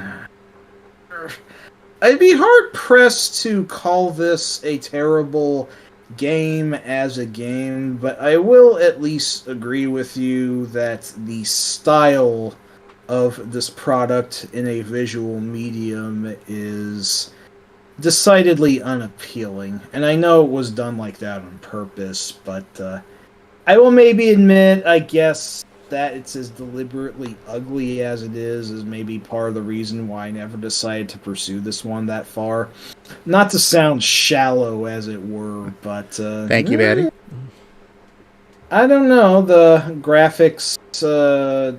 I tend not to be a graphics hound. Like I say, I tend not to be shallow, but sometimes they can make or break. And if this game looked as gorgeous as like Sonic 3, for example, I might be more interested in trying it, but no, it is deliberately meant to be green and slimy and icky, and it's I can see why that would certainly turn you off. And while it's not necessarily a turn off for me per se, it also isn't exactly a deal closer, so to speak. Not a deal breaker, but not a deal closer either. And keep in mind, I don't know. I think that the blood vomit from Metal Slug 3 is one of the best weapons I've ever seen. Well, that's just over the top in a deliberately ridiculous and cool way. It's like it seems like something that you'd see out of some sort of like violent anime or whatever, if that makes sense. Don't make any suggestions you might regret, Snarb, because someone's liable to do it now. I obviously don't have nearly as much X-Pac heat for Boogerman as my co-host does here, but all the same, I don't know. It's just kind of a nothing for me. I remember being rather frustrated with the first boss fight in this game, and when the first boss is frustrating, that doesn't really bode well for the notion of balanced challenge in the rest of the game. I don't know. Maybe that's a skill issue in my end. I don't know, but I don't know. I just kind of lost interest after I beat them. Let me just say that the stuff that Snarb described up there as far as gross ad material is enough to literally turn my stomach. I know it's 16-bit and it's not exactly realistic, but it's close enough, and I don't need to be puking in it at all these days. It's not bad. It's not good for me. Yeah. So it's just. Fun fact: Boogerman was actually a playable character in the fighting game Clay Fighter 63 and a third. I remember hearing about that. Why would they do that? Along with the aforementioned Earthworm Jim, believe it or not, and I believe they were both voiced by Dan Castellaneta, if you can believe it. Really? Well, That game had an unnaturally high amount of talent that really it shouldn't have had. hell, they could have used them in, like, Resident Evil. Wait, you mean Boogerman should have barfed? No, Dan Castellaneta. No, although admittedly that would be something. I'm not sure exactly what that would be, but that would be something. Snarb, I distinctly remember that Earthworm Jim was in the normal version of Clay Fighter, but I think he might have been a hidden character, if I'm not mistaken. Boogerman, no, it says here that Earthworm Jim was a default character, and Boogerman was an unlockable character. They were both actually in the plain Jane semi-unfinished version of the game. Huh. So, dream match of the fucking century, am I right? I am not right, though. Dream TV World Fighters. I've actually seen some of that. That looks interesting. For exactly the reason you just mentioned. I'm Belmont fighting Optimus Prime. It's like, whoa, what? Yeah, and I remember Bomberman was in that game too, and at a time when actually Smash Brothers like video games haven't really caught on at large yet. That one was an interesting outlier for its time. Question is, which Bomberman was it? Oh, no, it was the real Bomberman. This is several years before that fucking Act Zero in-name only bullshit was ever, swimming around in the recesses of some dumbass executive's brain. Yeah. So. Okay, good. Yeah. No, good old adorable white robot fellow. That's the only one you ever need. Yep. So. Yeah. Or any color. I guess white's is default, but black Bomberman, red, blue, green, etc. Y'all know I like Bomberman, but I'm not so. Yeah. I forget if it was made clear if they're like a species. I think they are robots, if I'm not mistaken, but I guess that was somewhat nebulous. I don't know. Hey, I wonder if we should have a Bomberman stream at some point. Maybe. We'll see. Maybe. Yeah, okay. Well, anyway, that wraps up our list of Nobody's Hero. So, given that, we've been doing this for about 3 hours now, so it's about time to cut out. Huzzah! Another long episode about a subject we didn't think was going to have this much weight to it. Exactly. Now, we do have some more Dyer's Place episodes coming up in the future about another variety of topics. Stuff we're just kind of coming up with. In fact, you can expect to see Snarb back on one of them in the future as well. Hey. And we do have some regular roundtables coming up too. We do have one for the Assault Suit series that has been in the works for a while. However, there's been a few holdups there, so we're just waiting for one of the members of this particular roundtable to be up to doing it. Yeah. I don't want to say too much about their situation. No, that's their business to discuss. Yeah, exactly. We also have a graphic adventure roundtable in the works still. And if you bear with us, you might just hear Betty on that one. Maybe. That is one where I can gush for several hours about all the LucasArts adventure games, the Golden 14 or 15 or however the fuck many they did, and almost everything else is complete fucking butt kiss because I am not a huge fan of Sierra's design paradigms. And I can talk about the NES ports of the Mac Venture till Cows Come Home, but that's 3 games, so I'm not going to be much help for this one. Except you're not even that huge on Deja Vu, so it's really only 2 games. Yeah, that's a good point. I'm really not that big on Deja Vu. Oh, whereas Shadowgate and Uninvited I basically have memorized. Yeah, those games are excellent. Deja Vu was the first one actually made, but it was the second one to be ported to NES, so I guess that's why it feels rougher than the others. Might be. So we've got that coming up, plus a whole bunch of other ones that we hope to get done. Now, this one's been kind of strange. This is like 2 weeks in a row we've been streaming. We usually try and do it every other week, but we'll see what happens. We may be back next week with another one, or not. I have a family event that day, so we'll just have to see how exhausted I am afterwards. And I probably have dick nothing. Yeah. But I could probably use the sleep or whatever. We'll see. Yeah. So, I just want to thank everyone for coming in. So, everyone who's still here watching, thank you for sticking around. Batty, good to see you here for the first time. Yeah, thank you for joining. You had a lot to say and a lot of cool things to impart.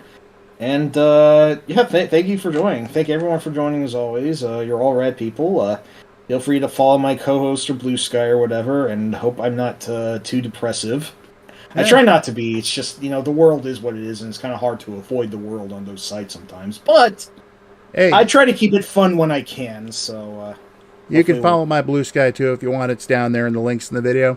And I try to stay away from everything that sucks, unless it's something that personally pertains to me, usually. I try and keep it light. Hey, you know what? For the next one of these streams, you should add my Blue Sky and co-host. I just realized that. That's actually a pretty good idea. Okay, now I'll link them to you in the Discord. All right. So with that said, everybody have a fun and good night. Enjoy.